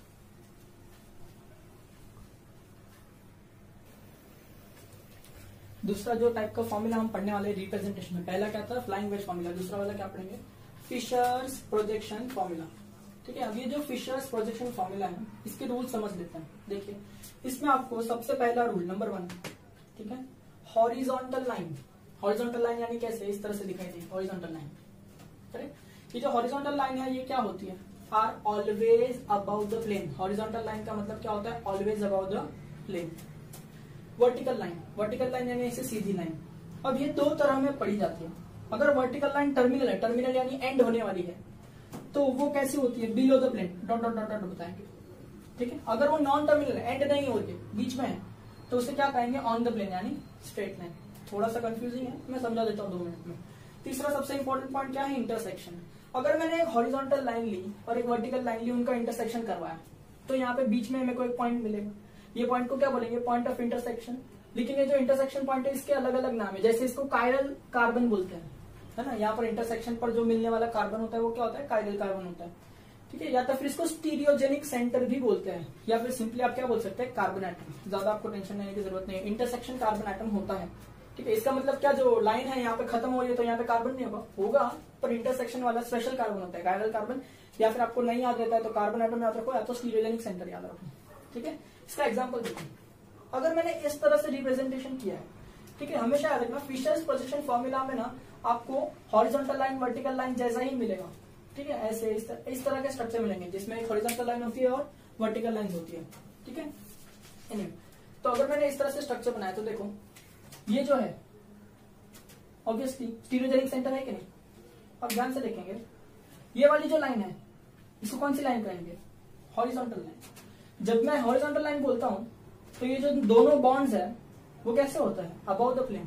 तो इसका एक्चुअल, ये दिखता है ऐसा है तो इसका एक्चुअल मतलब इस तरह से होता है, देख,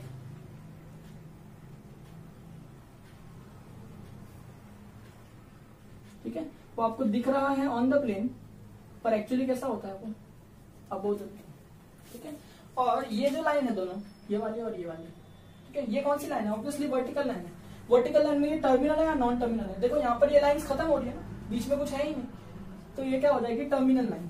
टर्मिनल लाइंस कैसी होती है, बिलो द प्लेन होती है। तो ये जो बॉन्ड है वो इस तरह से पीछे की तरफ जाता हुआ नजर आता है, ठीक है। तो आप चेक कर सकते हैं, ये जो है प्लस साइन है, एक्स एक्सिस वाई एक्सिस जैसा है, तो ये 2 डायमेंशनल स्ट्रक्चर है और ऑब्वियसली ये आगे आ रहा है, बोर्ड के पीछे जा रहा है और ये जो कार्बन है वो बोर्ड के ऊपर ही है। ठीक है, तो ये जो इंटरसेक्शन होता है ना वो हमेशा कहाँ होता है? On the plane. ठीक है, बोर्ड पे ही है। तो इसके 2 बॉन्ड्स आगे आ रहे हैं और 2 बॉन्ड इसके पीछे जा रहे हैं। तो ये जो है वो 3 डायमेंशनल स्ट्रक्चर है। ये रियल लाइफ में दिखाई देता है। ठीक है, पर हमने 3 डायमेंशनल को किसमें कन्वर्ट कर दिया? 2 डायमेंशनल में कन्वर्ट कर दिया। कैसे? हॉरिजॉन्टल लाइन और वर्टिकल लाइन से। फॉर एग्जांपल इधर देखो, मैं इसको और भी अच्छे से एक्सप्लेन करूंगा सब इलस्ट्रेशन करके, बट थोड़े कुछ पॉइंट्स है जो अपने को बेसिक नॉलेज होनी चाहिए वो अटेन करो। यहाँ देखो इस तरह से मैंने दिया, इसके अंदर ध्यान से सुनना। इधर पॉइंट ऑफ इंटरसेक्शन कौन सा है? ये पहला है, ये दूसरा है। पॉइंट ऑफ इंटरसेक्शन पे हमेशा क्या होता है? कार्बन होता है और वो कहाँ होता है? On the plane. तो पहले मैं वो बना लेता हूँ कि भाई ये 2 कार्बन है, ऑन द प्लेन है। थोड़ी दूर बनाता हूँ इस तरह। ठीक है, अब ध्यान से देखो, इसके अंदर हॉरिजॉन्टल लाइन है ये वाली। ठीक है, हॉरिजॉन्टल लाइन जो बॉन्ड्स होते हैं वो कैसे होते हैं? Above the plane. करेक्ट है कि नहीं? इसके भी हॉरिजॉन्टल लाइन के बॉन्ड्स कैसे होते हैं? Above the plane. ठीक है, वो कलर कर लेते हैं।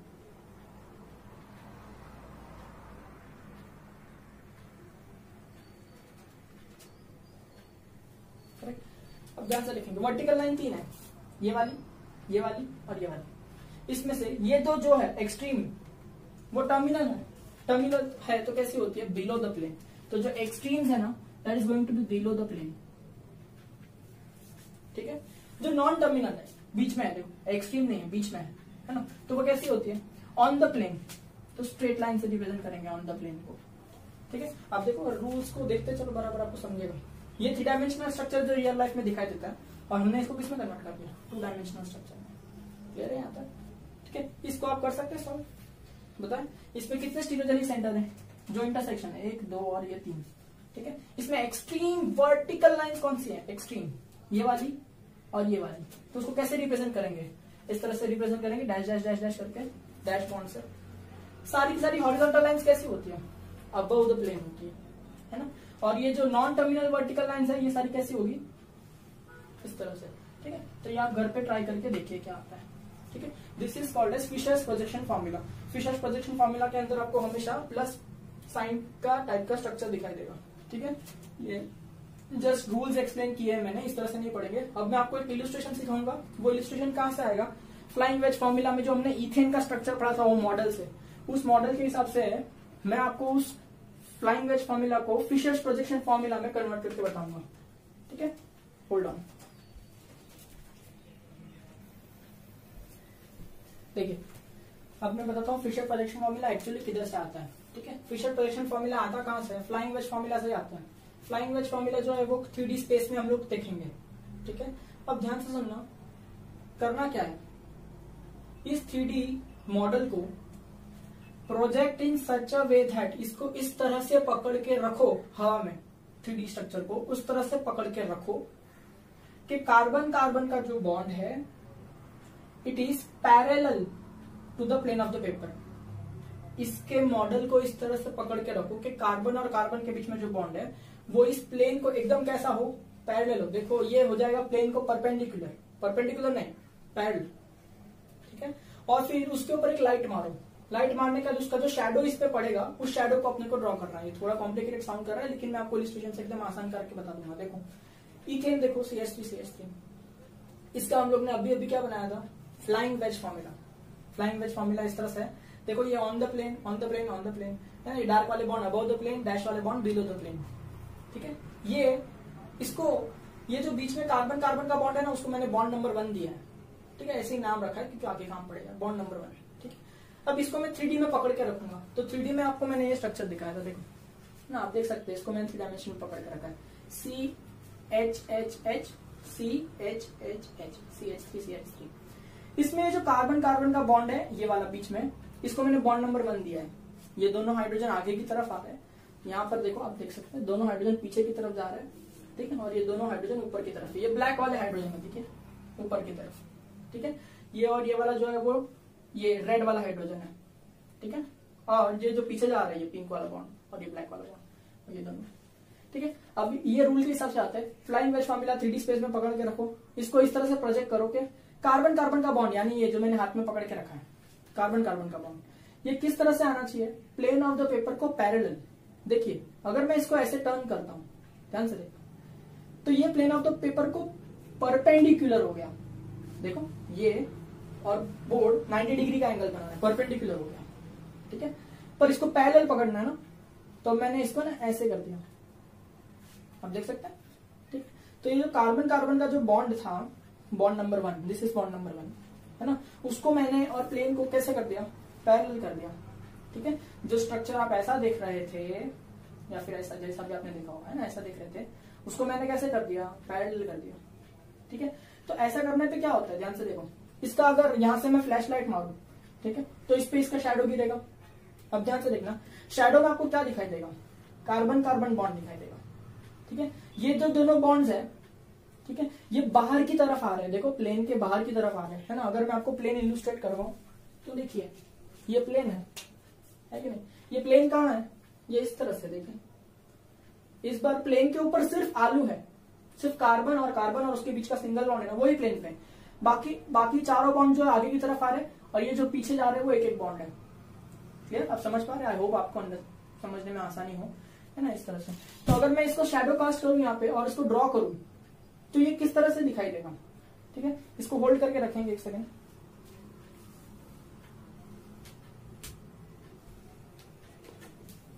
देखिए, है ना, इस तरह से इसको ड्रॉ करेंगे। देखो ये है कार्बन है ऊपर वाला, दूसरा कार्बन है, इसके बीच में जो बॉन्ड है उसको मैं स्ट्रेट लाइन से क्यों बना रहा हूं, क्योंकि वो बोर्ड के ऊपर है, करेक्ट। अब ये वाला और ये वाला आपकी तरफ आ रहा है, तो वेज बॉन्ड बनाना चाहिए कि डैश बॉन्ड बनाना चाहिए, वेज बॉन्ड बनाना चाहिए। इसके लिए देखो डार्क कलर का वेज बॉन्ड, करेक्ट। ये वाला भी आपकी तरफ आ रहा है, वेज बॉन्ड है कि ये वाला भी आपकी तरफ वेज बॉन्ड, है ना, और ये साइड से भी आपकी वेज बॉन्ड, सही। और ये जो बॉन्ड है दोनों, है ना, ये कहाँ जा रहे हैं, बोर्ड के अंदर पीछे की तरफ जा रहे हैं, इसको इस तरह से बनाना चाहिए, करेक्ट है। और यहाँ पे hydrogen hydrogen hydrogen hydrogen hydrogen, समझे। तो इस तरह से मैंने फ्लाइंग वेज फॉर्मूला के अंदर कार्बन कार्बन जो बॉन्ड था उसको हवा में पकड़ा और फिर उसको बोर्ड के कैसे कर दिया, पैरेलल कर दिया, ठीक है। अगर मैं इसको बोर्ड के पैरेलल कर दूं तो इसमें दो बॉन्ड्स आगे की तरफ आएंगे, दो बॉन्ड्स आगे की तरफ आएंगे, दो बॉन्ड्स पीछे की तरफ जाएंगे, कार्बन कार्बन बॉन्ड हमेशा कहाँ रहेगा, प्लेन में, ठीक है। समझ पाए आप इस बात को, तो इस तरह से दिखाई देगा। तो क्या हर बार मेरे को इस तरह से बनाना आसान है क्या, नहीं, ये थोड़ा मुश्किल है। तो हमने क्या कर दिया, इसको कन्वर्ट कर दिया, कैसे, इसको प्लस माइनस के फॉर्म में लिख दिया। देखो अगर मैं इसको ऐसे लिख देता हूं सिंपली, है ना, अगर मैं कार्बन रिप्रेजेंट ही नहीं करता हूं, कार्बन बोलता ही नहीं, सिर्फ ऐसे कर दिया, देखिए तो आपको समझ में आएगा। देखो this is number 1 carbon, this is also number 1 carbon, correct. This is number 2 carbon, this is number 2 carbon, correct है कि नहीं। तो ये जो हॉरिजॉन्टल लाइन है, ये जो हॉरिजॉन्टल लाइन है वो bonds about the plane represent कर रही है। ये जो हॉरिजॉन्टल लाइन है ये भी bonds about the plane represent कर रही है। पर वर्टिकल लाइन जो ये वाली और ये वाली extreme vertical lines, extreme terminal, वो bonds below the plane represent कर रही है।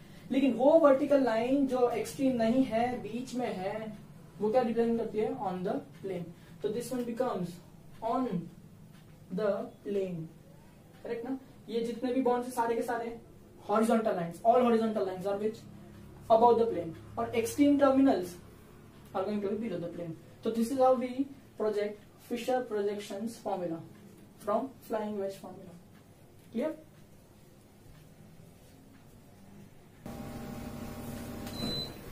Okay. Fisher's projection formula का भी ड्रॉबैक है। क्या ड्रॉबैक है? Applicable to at the most 2 और 3 कार्बन आइटम्स, 2 या 3 कार्बन आइटम, उससे ज्यादा एप्लीकेबल नहीं है। क्यों नहीं है? अगर 3 से ज्यादा कार्बन आइटम पर चले जाएंगे ना तो कार्बन का चेन जो है हम स्ट्रेट लाइन बनाते हैं ना, वो स्ट्रेट लाइन रहेगा नहीं, बिकॉज ऑफ टेट्राहेड्रल नेचर, वो बेंड होते जाएगा, है ना। तो अगर आप 3 कार्बन तक रखेंगे तो आपका बीच वाला लाइन वर्टिकल लाइन ऐसा रहेगा, उससे ज्यादा जाएगा कार्बन, 4, 5, 6, 7 कार्बन, तो ये ना इस तरह से बेंड होने लग जाएगा, ठीक है। इसलिए ये ज्यादा से ज्यादा कितने लिए एप्लीकेबल है, 3 कार्बन के लिए या 2 कार्बन के लिए। तो ये इतना खास ज्यादा कार्बन के लिए यूज कर सकते हैं नहीं। एक इंपॉर्टेंट बात और याद रखेंगे, प्लस जैसा फॉर्मेट दिखाई देगा हमेशा फिशर प्रोजेक्शन फॉर्मूला में, but this position is called as top position. ये जो टॉप पोजीशन है यहाँ पर हमेशा कौन सी स्पीसीज आएगी, द मोस्ट ऑक्सीडाइज्ड स्पीसीज आएगी, यानी ऐसा ग्रुप आएगा जिसके अंदर सबसे ज्यादा ऑक्सीजन होता है। जैसे कार्बोक्सिलिक एसिड, अल्डिहाइड, अल्कोहल और मिथाइल में सबसे ज्यादा ऑक्सीजन कहाँ है, कार्बोक्सिलिक एसिड। तो जब मैं इसके आगे पीछे ग्रुप्स अरेंज करूंगा, वो सिखाऊंगा मैं आपको बाद में कैसे अरेंज करते हैं। तो जब मैं ग्रुप्स अरेंज करूंगा तो उसके अंदर ज्यादा से ज्यादा ऑक्सीजन वाली स्पीसीज को ऊपर की तरफ रखने की कोशिश करेंगे, ठीक है। तो अगर इस ऑर्डर के अंदर हम देखें तो ऊपर आने की एबिलिटी सबसे ज्यादा किसके पास होगी, कार्बोक्सिलिक एसिड के पास, फिर अल्डिहाइड के पास, फिर अल्कोहल के पास में, ठीक है, और फिर लास्ट में CH3 मिथाइल के पास में। आप सोचोगे सर यहाँ पर तो दोनों में एक ही ऑक्सीजन है, हाँ, पर यहाँ पर हाइड्रोजन ज्यादा है ना, इसलिए वो रिडक्टिव स्पीसीज हो गई है ना, हमने को तो मोस्ट ऑक्सीडाइज्ड स्पीसीज चाहिए। अब मैंने ये जो फॉर्मूला लिखा है, ठीक है, अब इसके अंदर आपको आप समझ गए होंगे अब तक, ये फिशर प्रोजेक्शन फॉर्मूला है ना। तो इस फॉर्मूला के अंदर आपको बताना है how many bonds are on the plane, plane के ऊपर कितने बॉन्ड्स है। कौन से बॉन्ड्स प्लेन के ऊपर होता है, वर्टिकल या हॉरिजॉन्टल, वर्टिकल। वर्टिकल में दो टाइप होती है, टर्मिनल, नॉन टर्मिनल, ठीक है। ऑन द प्लेन कौन से होते हैं, नॉन टर्मिनल। देखिए ये non terminal 1 2 3, 1 2 3, 3 non terminal bonds है, तो ऑन द प्लेन 3 बॉन्ड, ठीक है। चलो बिलो द प्लेन, पीछे कौन जाता है, जो टर्मिनल्स है, यानी ये है ना, ये जो 2 बॉन्ड है वो हमेशा कहां जाएंगे, बिलो द प्लेन। कितने आ गए, 2, ठीक है। अबव द प्लेन कौन से है, सारे हॉरिजॉन्टल वाले, है ना, ये 1 2 3 4 5 6 7 8 बॉन्ड, है ना। स्टीरियोजेनिक सेंटर यानी क्या, इंटरसेक्शन, कितने इंटरसेक्शन है, 1 2 3 4 स्टीरियोजेनिक सेंटर है ना, 4 कायरल सेंटर्स हो सकते हैं। I hope you can understand this, alright. तो स्टीरियोकेमिस्ट्री को आगे बढ़ाते हुए हम स्टडी करेंगे एनेंशियोमर्स क्या होते हैं, ठीक है। Just pay attention at the examples here. पहले एग्जांपल देखते हैं, फिर उसके थ्रू मैं आपको समझाने की कोशिश करूंगा कि एनेंशियोमर्स एक्चुअली होते क्या है, ठीक है। सपोज यहाँ पे अगर मैंने कोई लेटर लिखा, लेट मी राइट ए, है ना, इस तरह से मैंने कोई लेटर लिखा है ए। अगर मैं इस ए के सामने यहाँ पर एक मिरर रखता हूं, ठीक है, दिस इज अ मिरर, तो आपको इस मिरर का इमेज यहाँ पर दिखाई देगा कि नहीं। ये ऑब्जेक्ट है और उसका इमेज, मिरर इमेज है, वो कैसा दिखाई देगा। तो आपको मिरर इमेज के लिए क्या करना होता है, सपोज अगर ये मेरा हाथ है, तो अगर मैं इसका मिरर इमेज देखना चाहूं तो आपको क्या करना होता है, सिर्फ इसको ऐसा पलट देना होता है, जैसे आप पेज का पन्ना कैसे पलटते हैं वैसे आपको सिर्फ ऐसा फ्लिप करना होता है। तो अगर मैं इसको फ्लिप करूं तो ध्यान से देखना, ये साइड वाला जो आर्म है वो दूर की तरफ दिखाई देगा और ये साइड वाला आर्म है वो मिरर के नजदीक दिखाई देगा कि नहीं, आफ्टर फ्लिपिंग। तो मेरे को ए आफ्टर फ्लिपिंग भी ए ही दिखाई देगा, समझ में आया। तो ये और ये ऑब्जेक्ट है और ये इमेज है, ठीक है। अब इस इमेज को मैं यहां से निकाल देता हूं, इसको मैंने उठा करके हवा में लेके आया और मैंने इसके ऊपर रख दिया, समझे। ऑब्जेक्ट का इमेज लिया, कौन सा इमेज लिया, मिरर इमेज लिया। अब उस मिरर इमेज को उठा करके मैंने फिर से ऑब्जेक्ट पे ऊपर रखा, तो बताओ दोनों एक दूसरे को फिट बैठ जाएंगे एकदम परफेक्टली, ठीक है। तो अगर ये एक दूसरे को फिट बैठ जाते हैं तो इसे हम क्या कहते हैं, सुपर इम्पोजेबल मिरर इमेजेस। क्या कहते हैं बेटा, super imposable mirror images. Same way suppose अगर मैंने ऐसा कोई ऑब्जेक्ट लिया होता P, समझ में, अभी मैंने इसके इधर मिरर रख दिया और कहा कि चलो भाई इसका मिरर इमेज लो, तो इसका मिरर ये ऐसा है तो मिरर इमेज कैसा हो जाएगा, करेक्ट। आई होप आप समझ पा रहे होगे, मिरर इमेज कुछ इस तरह से आएगा कि नहीं, ऐसा करते हैं ना, पलट देते हैं ना मिरर इमेज में, ठीक है। फिर इस मिरर इमेज को बाहर निकाल करके मैंने ऑब्जेक्ट के ऊपर रखा, तो क्या दोनों फिट बैठेगा, क्या नहीं बैठेगा। अगर एक दूसरे में फिट नहीं बैठ रहा है तो इसे कहते हैं non super imposable mirror images. बात समझ में आई, मिरर इमेज कैसे निकालते समझ में आया। और मिरर इमेज होने के बाद में किसको सुपर इम्पोसिबल कहते हैं और किसको नॉन सुपर इम्पोसिबल कहते हैं। जो है ना एक दूसरे के ऊपर फिट बैठ जाए वो सुपर इम्पोसिबल, ना फिट बैठ पाए उसको क्या कहेंगे, नॉन सुपर इम्पोसिबल, ठीक है। तो जब भी मॉलिक्यूल, ये तो खैर हम लोग ने लेटर लिया था, लेकिन अगर केमिकल मॉलिक्यूल है जिसका 3 डायमेंशनल स्ट्रक्चर है और उस स्ट्रक्चर का अगर आप मिरर इमेज लेते हैं, consider this as a chemical molecule, और उसने आपने उसका क्या लिया, मिरर इमेज लिया। अगर वो मिरर इमेज उसके मॉलिक्यूल के साथ सुपर इम्पोसिबल है तो एक बात होगी, और नॉन सुपर इम्पोसिबल है तो दूसरी बात होगी, ठीक है, तो ध्यान रखना एनेंशियोमर्स जो है ना वो क्या होता है, कंपाउंड्स दैट हैव, सबसे पहले तो मैं ये समझा दूं आपको कि एनेंशियोमर्स एक टाइप के क्या है, आइसोमर्स है, करेक्ट है। अब आइसोमर्स क्या होता है, ऐसे दो कंपाउंड जिनके अंदर सब कुछ सेम रहता है लेकिन कम से कम एक प्रॉपर्टी तो उनकी अलग रहेगी ही रहेगी, ठीक है। तो आपको मन में डाउट आएगा कि सर आइसोमर है तो ये स्ट्रक्चरल आइसोमर है या स्टीरियो आइसोमर है, दोनों में क्या फर्क होता है, बॉन्ड कनेक्टिविटी। अगर बॉन्ड कनेक्टिविटी सेम है तो स्टीरियो आइसोमर होगा, अगर बॉन्ड कनेक्टिविटी बदल गई तो स्ट्रक्चरल आइसोमर होगा। तो मैं बता रहा हूं कि ये जो आइसोमर है इसमें बॉन्ड कनेक्टिविटी चेंज नहीं होती है, यानी ये कौन सा आइसोमर हो गया बेटा, स्टीरियो आइसोमर हो गया, ठीक है। अब स्टीरियो आइसोमर के अंदर ये कॉन्फिगरेशनल है या कॉन्फॉर्मेशनल है, क्या मैंने अब तक ऐसा बोला कि एनेंशियोमर्स जो होते हैं ये कार्बन कार्बन बॉन्ड के अक्रॉस रोटेशन की वजह से आते हैं, नहीं। अगर ये कार्बन कार्बन बॉन्ड के अक्रॉस रोटेशन की वजह से नहीं आते हैं तो ये कॉन्फॉर्मेशनल नहीं है, कौन है, कॉन्फिगरेशनल। समझ में आया यहाँ तक, आई होप यहाँ तक क्लियर रहेगा, ठीक है। अभी definition soon low, compounds that have same molecular formula, isomers की बात चल रही है, same bond connectivity, stereo isomers की बात चल रही है, बट आर, ध्यान से सुनना, non super imposable mirror images of each other। दोनों कंपाउंड के बीच के अंदर जो रिलेशन होगा वो कैसा होना चाहिए बेटा, नॉन सुपर इम्पोजेबल होना चाहिए। बच्चे याद रखना, सुपर इम्पोजेबल नहीं, नॉन सुपर इम्पोजेबल होना चाहिए, तब जाके उन दोनों कंपाउंड को मैं क्या कहूंगा, एनेंशियोमर कहूंगा, याद रखा। अब एनेंशियोमर के बहुत सारे नाम है, एंटीपोड है ना, एनेंशियोमॉर्फ्स, एंटीमॉर्फ्स, बहुत सारे नाम है, पर हम लोग इतना ज्यादा डिटेल में नहीं पढ़ेंगे, जस्ट रिमेंबर एनेंशियोमर्स, करेक्ट। और जरूरत लगेगी तो मैं इसके एक्स्ट्रा नाम आपको दे दूंगा, जरा ये बोर्ड रब करने के बाद में, ठीक है। अब इसको अप्लाई करके देखते हैं। इसके लिए मैं एक फॉर्मूला लिखूंगा यहाँ पे, फिशर्स पोजीशन फॉर्मूला लिखने की कोशिश करता हूँ। जैसे समझो अगर मैंने कार्बोक्सिलिक एसिड ग्रुप लिखा है, ये फिशर्स पोजीशन फॉर्मूला में बीच में जो कार्बन है, ठीक है, और ये OH लिखा, यहाँ पर भी मैंने OH लिखा और यहाँ पर भी मैंने कार्बोक्सिलिक एसिड लिखा, ठीक है। तो इसका जरा मिरर इमेज लेंगे आप तो क्या हो जाएगा, देखो इसका मिरर इमेज लेंगे तो ये यूं पलट जाएगा कि नहीं, तो ये OH नजदीक दिखाई देगा मिरर के, ये OH दूर दिखाई देगा, ऐसा करके रखेंगे तो मिरर इमेज ले रहे ना, तो क्या हो जाएगा, देखो ऊपर एसिड ग्रुप है वो तो एज इट इज रहेगा, ये वाला जो एसिड ग्रुप है वो भी एज इट इज रहेगा। अब ये वाला OH यहाँ पर दिखाई देगा, है ना, और ये वाला OH यहाँ पर दिखाई देगा, ठीक है। अब मैं इस इमेज को अगर बाहर निकालूं और इसके ऊपर रखूं तो बोलो एक दूसरे के जैसी दिखेगी, सेम फिट बैठ जाएगी एक दूसरे के ऊपर, तो मतलब ये कैसे हो गए बेटा, सुपर इम्पोसिबल हो गए, क्या हो गए, सुपर इम्पोसिबल। तो क्या ये एक दूसरे को सुपर इम्पोसिबल है, हाँ। तो क्या ये एक दूसरे के एनेंशियोमर्स बन सकते हैं, नहीं, ये एक दूसरे के एनेंशियोमर्स बन सकते नहीं है। एनेंशियोमर्स कैसे होते हैं बेटा, नॉन सुपर इम्पोसिबल होते हैं। जैसे समझो अगर मैंने इसी एग्जाम्पल में थोड़े चेंजेस कर दिए, मैंने कुछ इस तरह से कर दिया कि मैंने इस तरफ H रखा, इस तरफ OH रखा, समझे। अब बेटा इसके अंदर देखो, अगर इसका मैं मिरर इमेज ले लेता हूं, ठीक है, इसका मैंने क्या ले लिया बेटा, मिरर इमेज ले लिया, तो जरा घुमा लो इसको, क्या हो जाएगा, देखो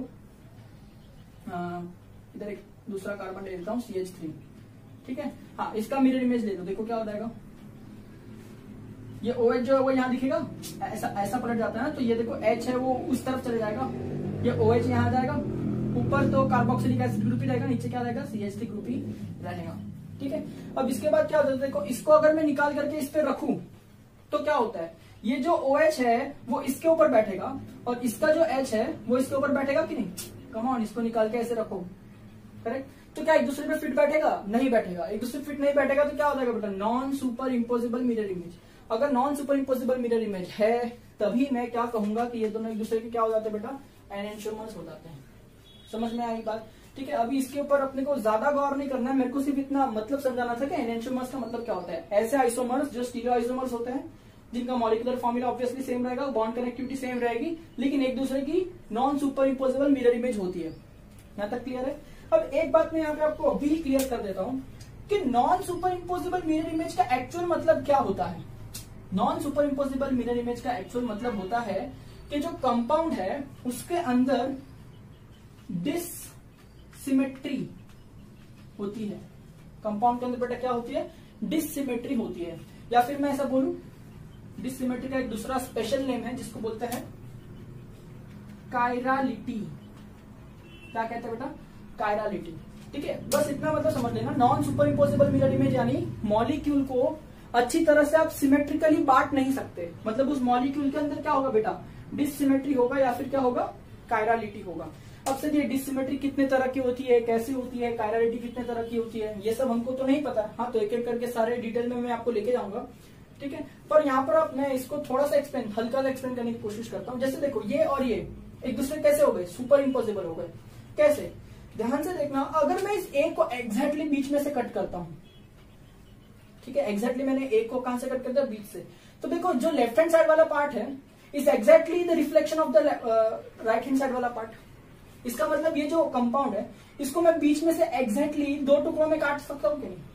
तो ये जो स्ट्रक्चर है ये सिमेट्रिकल है। स्ट्रक्चर कैसा है, सिमेट्रिकल है, इसलिए ये है ना सुपर इम्पोज हो जाता है ना। जो स्ट्रक्चर सिमेट्रिकल होता है वो कैसा हो जाता है बेटा, सुपर इम्पोजेबल हो जाता है। किससे सुपर इम्पोज हो जाता है, अपने ही मिरर इमेज से सुपर इम्पोज हो जाता है। और ऐसे कंपाउंड्स को हम एनेंटियोमर्स नहीं कहते हैं।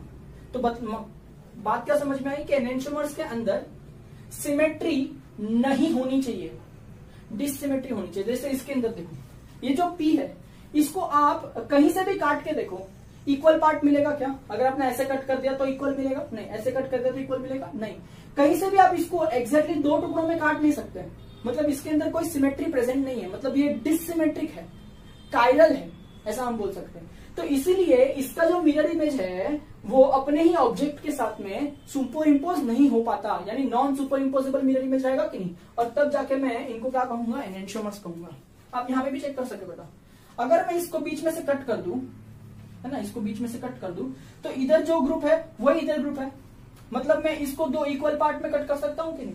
या फिर समझो मैंने यहां से कट कर दिया, ऐसा बीच से कट कर दिया, तो ऊपर भी कार्बोक्सिलिक एसिड ग्रुप है, नीचे भी कार्बोक्सिलिक एसिड ग्रुप है, यानी इसको भी दो अलग सेम टुकड़ों में मैं कट कर सकता हूं कि नहीं।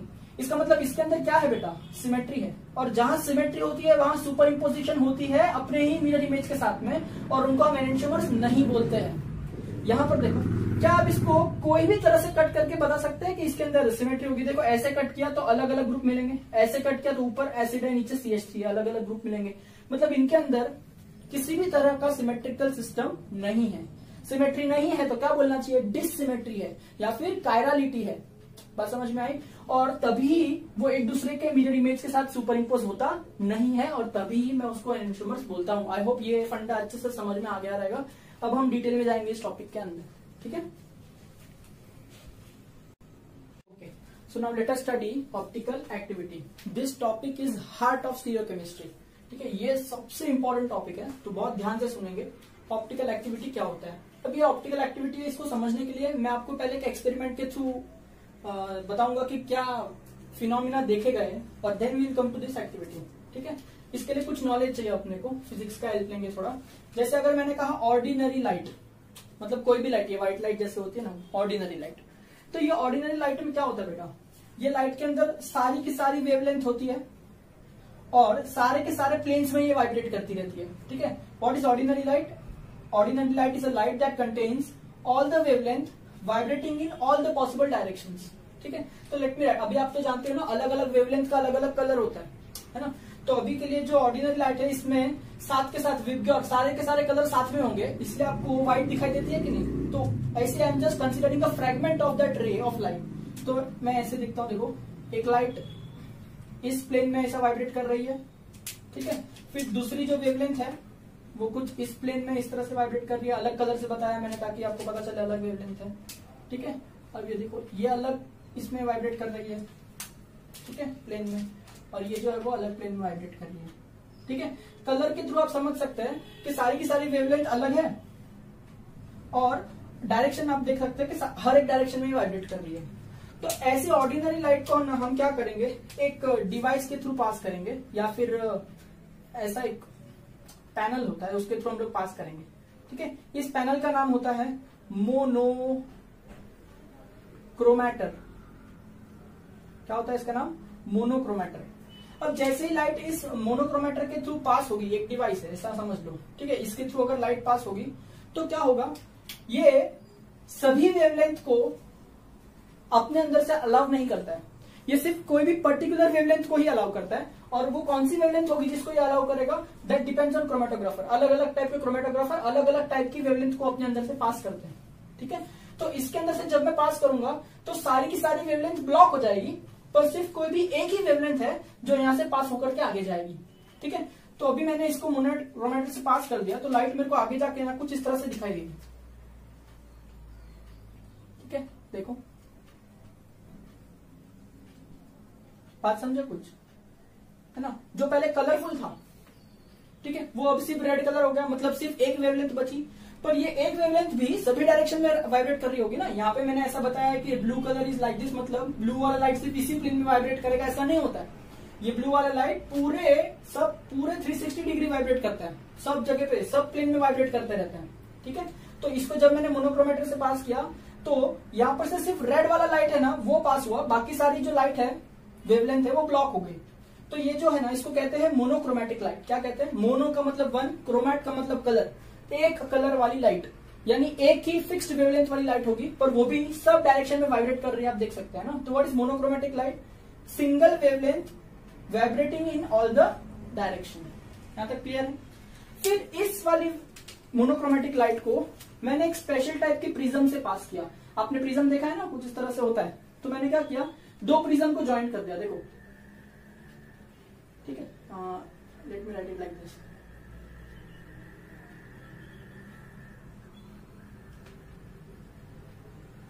देखो मैंने क्या किया, दो प्रिज्म को ऐसा ज्वाइन कर दिया। अरे बाबा, एक प्रिज्म ऐसा होता है कि नहीं? करेक्ट है। अब दूसरे प्रिज्म को मैंने भी ऐसे ही ज्वाइन कर दिया। ठीक है, बेस टू बेस। कैसे ज्वाइन किया मैंने? बेस टू बेस, दोनों प्रिज्म को ज्वाइन करके रखा है। और इस प्रिज्म का नाम है निकोल्स प्रिज्म। क्या है बेटा? Nichols prism. इस पे मैं आता हूं 2 मिनट के बाद में, जरा इस पे बहुत इंपॉर्टेंट टॉपिक है, इस पे बात करेंगे थोड़ी निकोल्स प्रिज्म पे। पर इसका काम देख लेते हैं कि जब ये मोनोक्रोमेटिक लाइट, कोई ऑर्डिनरी लाइट नहीं जानी चाहिए, कौन सी लाइट जानी चाहिए? मोनोक्रोमेटिक लाइट जानी चाहिए। मोनोक्रोमेटिक लाइट को निकोल प्रिज्म से पास करा तो क्या हो गया, मैंने यहां पर इस तरह से कुछ पैटर्न ऑब्जर्व किया। क्या नोटिस किया आपने? क्या उसकी वेवलेंथ चेंज हुई? नहीं, वेवलेंथ वही है जो यहां पे थी, बट क्या चेंज हो गया? डायरेक्शन। सिर्फ एक ही डायरेक्शन में लाइट जा रही है, देखो। मतलब क्या, निकोल्स प्रिज्म ने क्या किया, सभी डायरेक्शंस को ब्लॉक कर दिया, सिर्फ पर्टिकुलर एक डायरेक्शन को वैलिड रखा अपने अंदर से पास होने के लिए। बात समझ में आया? तो निकोल्स प्रिज्म ने एक्चुअली क्या किया, ये जो लाइट था इसको बना दिया plane polarised light. Monochromatic light को क्या बना दिया? Plane polarised light. तो ये एक टाइप का पोलराइजर है, आपने फिजिक्स में ऑलरेडी पढ़ा होगा। ठीक है, single wavelength vibrating in only one direction. समझ में आया? इसे कहते हैं प्लेन पोलराइज्ड लाइट। और प्यार से आज के बाद मैं हमेशा इसको कहूंगा पीपीएल। क्या कहूंगा मैं इसको? पीपीएल। ठीक है, अपने को पूरे एक्सपेरिमेंट में पीपीएल का काम है। अभी एक्सपेरिमेंट एक्चुअली स्टार्ट होने वाला है जिसमें अपने को क्या काम है? पीपीएल का काम है। तो पीपीएल को कैसे बनाते हैं? मोनोक्रोमेटिक लाइट को निकोल्स प्रिज्म से पास करा के। मोनोक्रोमेटिक लाइट कैसे बनाते हैं? क्रोमेटोग्राफर से पास कराएंगे ऑर्डिनरी लाइट को। बात समझ में आया? पक्का? आई होप ये क्लियर रहेगा आपको। अब निकोल्स प्रिज्म की थोड़ी बात कर लेते हैं। निकोल्स प्रिज्म कोई भी नॉर्मल मटेरियल से नहीं बनता है। ठीक है, ये जो निकोल्स प्रिज्म है ये बनता है कैल्साइट क्रिस्टल्स। किससे बनता है बेटा? कैल्साइट क्रिस्टल से, याद रखना, बहुत इंपॉर्टेंट है। कैल्साइट क्रिस्टल से बनता है। तो सर दो प्रिज्म है ना? हाँ, दो प्रिज्म है। तो दो प्रिज्म को ऐसे ही थोड़ी ऐसे रख देंगे, कुछ ज्वाइन करने के लिए कुछ गम या कुछ तो लगाएंगे कि नहीं? करेक्ट। तो इनको ज्वाइन करने के लिए हम लोग एक पेस्ट यूज करते हैं।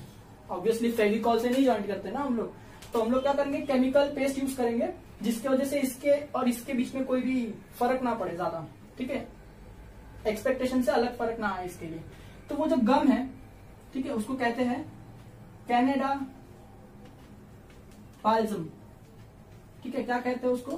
Canada balsam. ये ग्लू है ना, जो इस निकोल्स प्रिज्म को बेस टू बेस चिपका के रखती है। कैसे चिपका के रखती है? Base to base. याद रहेगा आपको, ये स्पेशल टाइप का निकोल्स प्रिज्म, याद रखना, भूलना नहीं, बहुत इंपॉर्टेंट है। Nicol's prism base to base connected होता है, कैल्साइट क्रिस्टल से बनता है और चिपकाया किससे जाता है? कैनेडा बाल्सम से। क्लियर? तो यहां तक आपको फंडा क्लियर है। अब मैं पीपीएल का यूज करने वाला हूं। ठीक है, let me just wipe this board. I hope ये आप अपने नोटबुक में बना रहे होंगे। चलिए, तो इस एक्सपेरिमेंट को आगे बढ़ाते हुए हम लोग ने यहाँ पे क्या लिया है? पीपीएल। ठीक है, तो पीपीएल क्या था अपना? ऐसा लाइट था जिसके अंदर एक ही वेवलेंथ थी और एक ही डायरेक्शन में वो वाइब्रेट करती रहती है। पीपीएल ले लिया। ठीक है। अब इस पीपीएल को मैंने पास किया एक बीकर से, और उस बीकर के अंदर क्या भरा हुआ था, उस बीकर के अंदर भरा हुआ था कोई एक ऑर्गेनिक कंपाउंड का सोल्यूशन बना के रखा हुआ था। ठीक है, जैसे मैंने पीपीएल को इस ऑर्गेनिक कंपाउंड के सोल्यूशन से पास किया तो मेरा एक्सपेक्टेशन ये था कि जैसा यहां पर है वैसे यहां पर मिलेगा, करेक्ट है। पर ये एक्चुअली ऐसा हुआ नहीं। हुआ क्या कि मेरे को यहाँ पे जो पीपीएल दिख रहा है उसका जो प्लेन है वो हल्का सा रोटेट हुआ मिला, रोटेट होकर मिला। मतलब क्या हो गया, ये जो है ना, जो लाइट आपको इस तरह से दिखाई दे रही है अभी, वो इस सोल्यूशन के अंदर के पास होने के बाद अपने आप को इस तरह से रोटेट कर रही है टूवर्ड्स राइट हैंड साइड। अपने आप को किस तरह रोटेट कर रही है, राइट हैंड साइड। देखिए ये जो है ना उसकी इनिशियल पोजीशन थी, देखो करेक्ट, ये जो उसकी स्ट्रेट लाइन है बेटा वो क्या थी, उसकी इनिशियल पोजीशन थी कि नहीं, आप देख सकते हैं ना, इनिशियल पोजीशन वो स्ट्रेट लाइन, करेक्ट है। तो आफ्टर पासिंग वो स्ट्रेट लाइन से डिफ्लेक्ट होकर के थोड़ा राइट हैंड साइड में रोटेट हो गई। समझ में आया, कितने एंगल से रोटेट हो गई। तो ये जो एंगल ऑफ रोटेशन है इनिशियल और ये, इस एंगल ऑफ रोटेशन को कहते हैं थीटा। क्या कहेंगे इसको, थीटा। ठीक है, no need to put this, angle of rotation क्या कहेंगे इसका, थीटा। ठीक है, ऐसा जरूरी है कि सब राइट हैंड साइड में ही मूव होगी, नहीं ऐसा बिल्कुल भी जरूरी नहीं। ऐसा भी हो सकता था कि लाइट है ना उसका जो प्लेन है वो लेफ्ट हैंड साइड में मुड़ा हुआ मिले, यानी कुछ इस तरह से। ठीक है, तो इसका जो इनिशियल था वो कैसा था बेटा, वो तो स्ट्रेट लाइन था ना, इनिशियल जो डायरेक्शन था दैट वाज स्ट्रेट लाइन। ठीक है, और वो भी कुछ एंगल से मूव हो गए कि नहीं, ऑब्वियसली एंगल को क्या कहते हैं, थीटा। समझ में आया बात।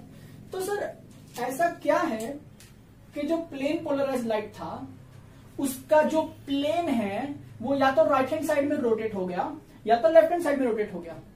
ठीक है, rotation of plane polarised light इधर टुवर्ड्स राइट हैंड साइड और टुवर्ड्स लेफ्ट हैंड साइड। ठीक है, ऐसा क्यों हुआ, क्योंकि इस कंपाउंड के अंदर कुछ तो है। ठीक है, ये लाइट को रोटेट करने की प्रॉपर्टी किसके पास है, कंपाउंड के पास में। तो ये कंपाउंड के पास में जो प्रॉपर्टी है जिसकी वजह से वो लाइट को राइट हैंड साइड में या तो लेफ्ट हैंड साइड में रोटेट कर पा रहा है, उसी प्रॉपर्टी को हम कहते हैं ऑप्टिकल एक्टिविटी। क्या कहते हैं उसको हम, ऑप्टिकल एक्टिविटी। तो यहां पे मैं जरा डेफिनेशन लिख देता हूं ऑप्टिकल एक्टिविटी का। ठीक है, बोलो जरा क्या होगा ऑप्टिकल एक्टिविटी। ठीक है, इट इज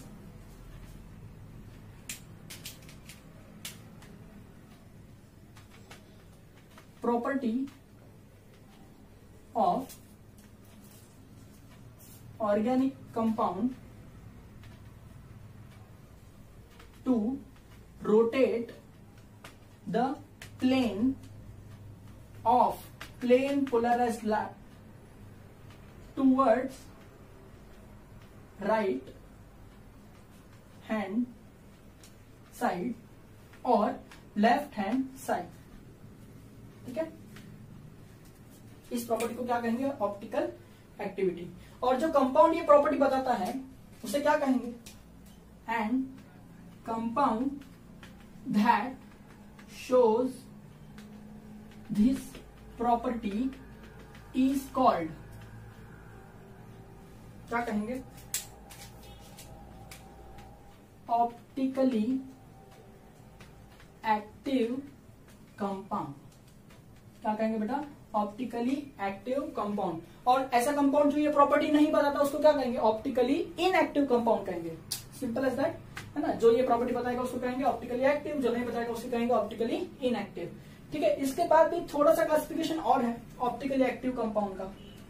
अगर ये कंपाउंड लाइट को राइट हैंड साइड में घुमाता है तो क्या कहेंगे, और अगर ये प्लेन पोलराइज्ड लाइट को लेफ्ट हैंड साइड में घुमाता है तो क्या कहेंगे। ठीक है, अगर राइट हैंड साइड में घुमाया, ठीक है मैं ऐसा लिख देता हूं, रोटेट्स किधर, राइट हैंड साइड, और इधर लिख देता हूं रोटेट्स किधर, लेफ्ट हैंड साइड, तो कंपाउंड को क्या कहते हैं। ठीक है, ध्यान से सुनना, कंपाउंड को कहते हैं डेक्स्ट्रो। क्या कहते हैं, डेक्स्ट्रो रोटेटरी कंपाउंड। क्या कहते हैं बेटा, डेक्स्ट्रो रोटेटरी कंपाउंड। ठीक है, डेक्स्ट्रो का मतलब होता है right hand side, Greek letter है।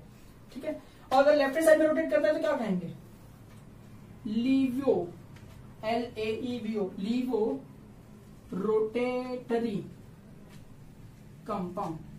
क्या करेंगे बेटा? Laevo rotatory compound. Sir dextro rotatory compound का शॉर्ट फॉर्म क्या है? आप ब्रैकेट में स्मॉल डी लिख सकते हैं, या तो फिर आप ब्रैकेट में प्लस साइन बता सकते हैं। प्लस साइन का मतलब होता है राइट हैंड साइड रोटेशन, या फिर आप स्मॉल डी लिख सकते हैं, या फिर आप पूरा लिख सकते हैं डेक्स्ट्रो रोटेटरी कंपाउंड या डेक्स्ट्रो रोटेटरी मॉलिक्यूल। ठीक है, और लीवो रोटेटरी कंपाउंड लिखना होगा तो शॉर्ट फॉर्म में आप ब्रैकेट में छोटा एल लिख सकते हैं, या तो फिर आप ब्रैकेट में ऐसे माइनस साइन बता सकते हैं। ठीक है, माइनस साइन का मतलब होता है rotation of plane polarised light towards left hand side. ठीक है, by how much angle? Theta angle. ठीक है, आई होप आपको यहां तक ये समझ में आ पा रहा होगा। तो ये एक्सपेरिमेंट समझ में आया आपको एक्सपेरिमेंट में कुछ नहीं करना है, प्लेन पोलराइज्ड लाइट को किसी ऑर्गेनिक कंपाउंड के सोल्यूशन से पास करना है। तो वो जो प्लेन है वो या तो राइट में रोटेट हो जाएगा या तो लेफ्ट में रोटेट हो जाएगा। राइट में रोटेट हो गया, किसके वजह से हुआ? ऑर्गेनिक कंपाउंड की वजह से, तो उस कंपाउंड का नाम रख देंगे डेक्स्ट्रो रोटेटरी कंपाउंड।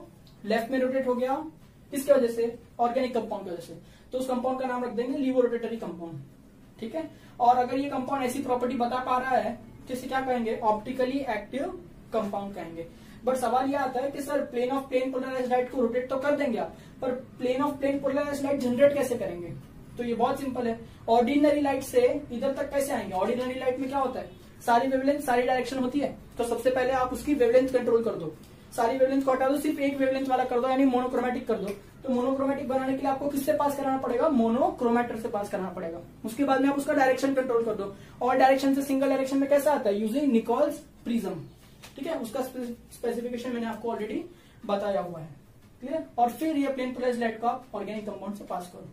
अभी मन में एक सवाल आता है कि सर ये ऑर्गेनिक कंपाउंड जो है, इसमें ऐसी क्या खास बात है, इसमें ऐसी क्या क्षमता है कि ये plane of plane polarised light को लेफ्ट या तो राइट में घुमा दे? ठीक है, तो इसका जो आंसर है कि क्या बात है, क्यों, वाई। ठीक है, ये समझने के लिए अपने को स्टीरियोकेमिस्ट्री में आगे स्टडी करना पड़ेगा। ठीक है, तो इसका रीजन मैं अभी आपको बता देता हूं कि क्यों ऐसा होता है। ठीक है, या फिर ऐसा लिख सकते हैं, optical activity arises in the compound due to, ठीक है, बहुत भयंकर वर्ड है ये। ठीक है, आपके दिल में घंटी बजेगी ये वर्ड सुन के।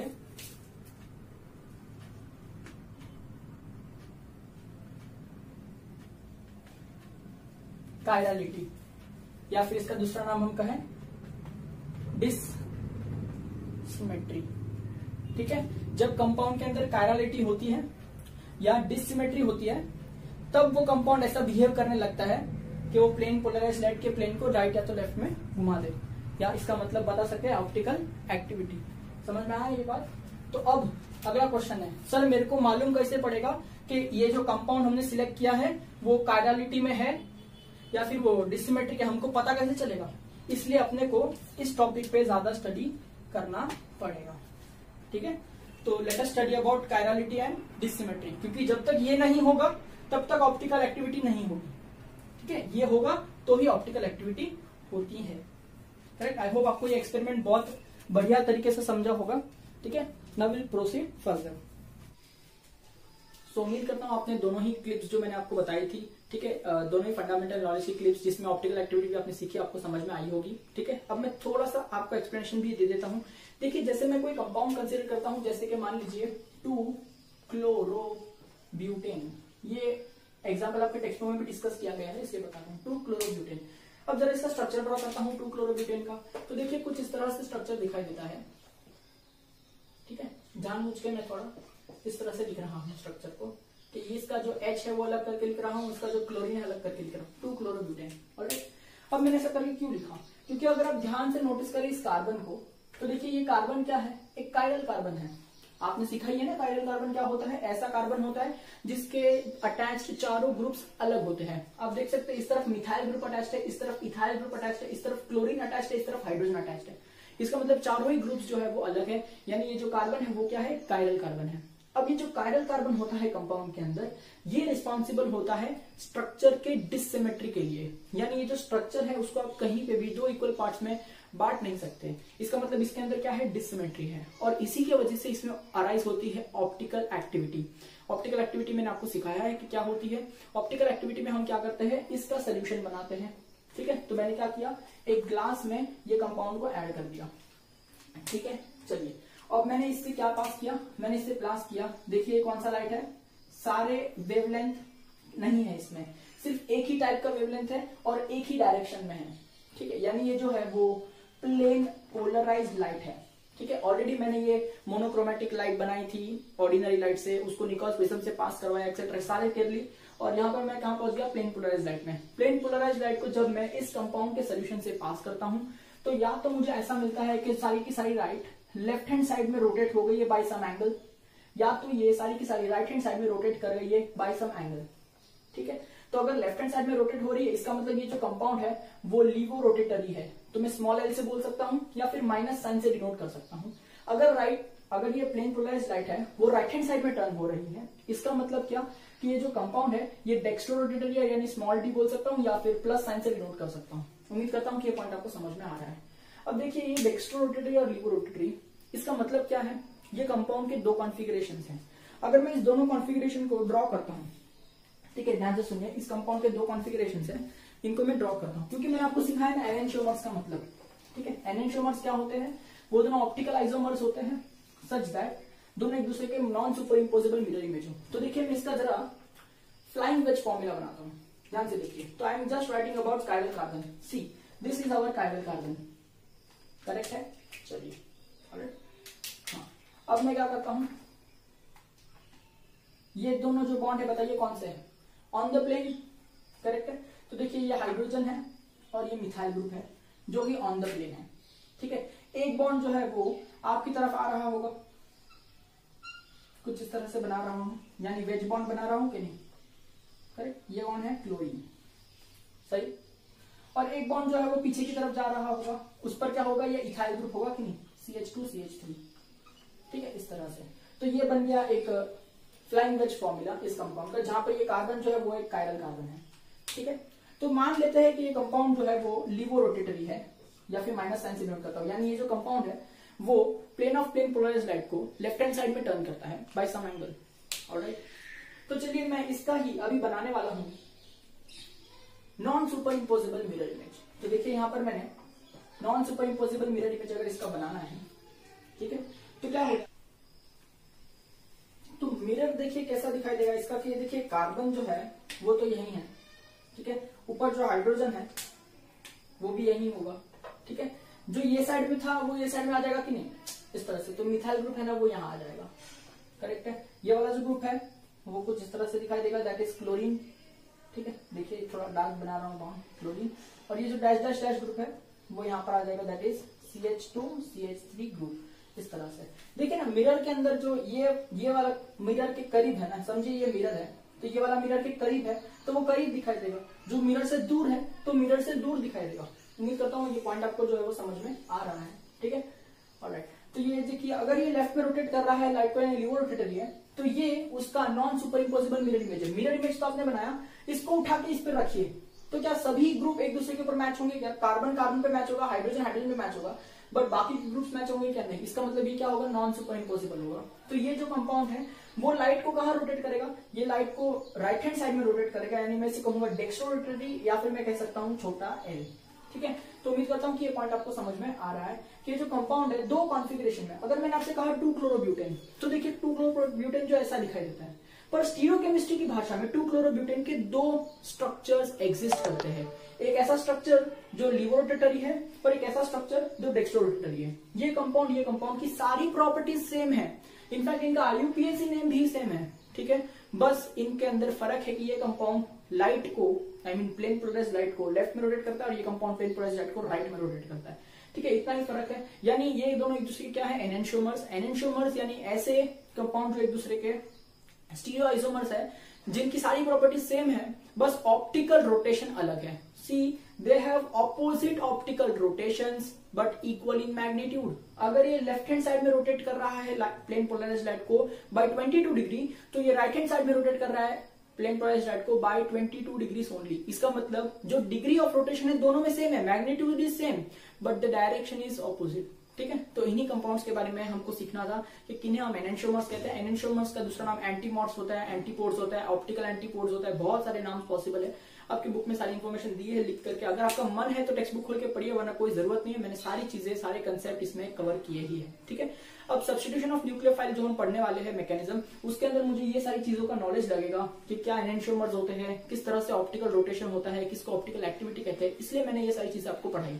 ठीक है, अब नेक्स्ट लेक्चर में हम देखेंगे कि मैकेनिज्म क्या होता है न्यूक्लियोफिलिक सब्स्टिट्यूशन रिएक्शंस का। टिल देन स्टे ट्यून्ड, ये सारी चीजों को लर्न कीजिए, चाहे तो ये वीडियो 10 बार देखिए बट इसको ऑब्जर्व करने की ट्राई कीजिए। ठीक है, मुझे पता है ये थोड़ा सा हायर लेवल हो गया लेकिन इजी है, आप एक बार समझ लेंगे तो सारी चीजें आपको दिमाग में बैठेगी। आप चाहे तो यूट्यूब पे वीडियोस भी देख सकते हैं, ऑप्टिकल रोटेशन डाल के देखेंगे या फिर ऑप्टिकल एक्टिविटी डाल के देखेंगे, तो ये सारी चीजें आपको अच्छे से पता चलेगी। ठीक है, ऑलराइट, तो ये जो कंपाउंड है स्टीरियोकेमिस्ट्री की भाषा में 2 अलग अलग कॉन्फ़िगरेशंस में एग्जिस्ट करता है। ठीक है, तो उम्मीद करता हूं कि ये पॉइंट जो है आपको समझ में आ रहा है, और इन्हीं का हम करने वाले nucleophilic substitution reaction next lecture में। ऑलराइट।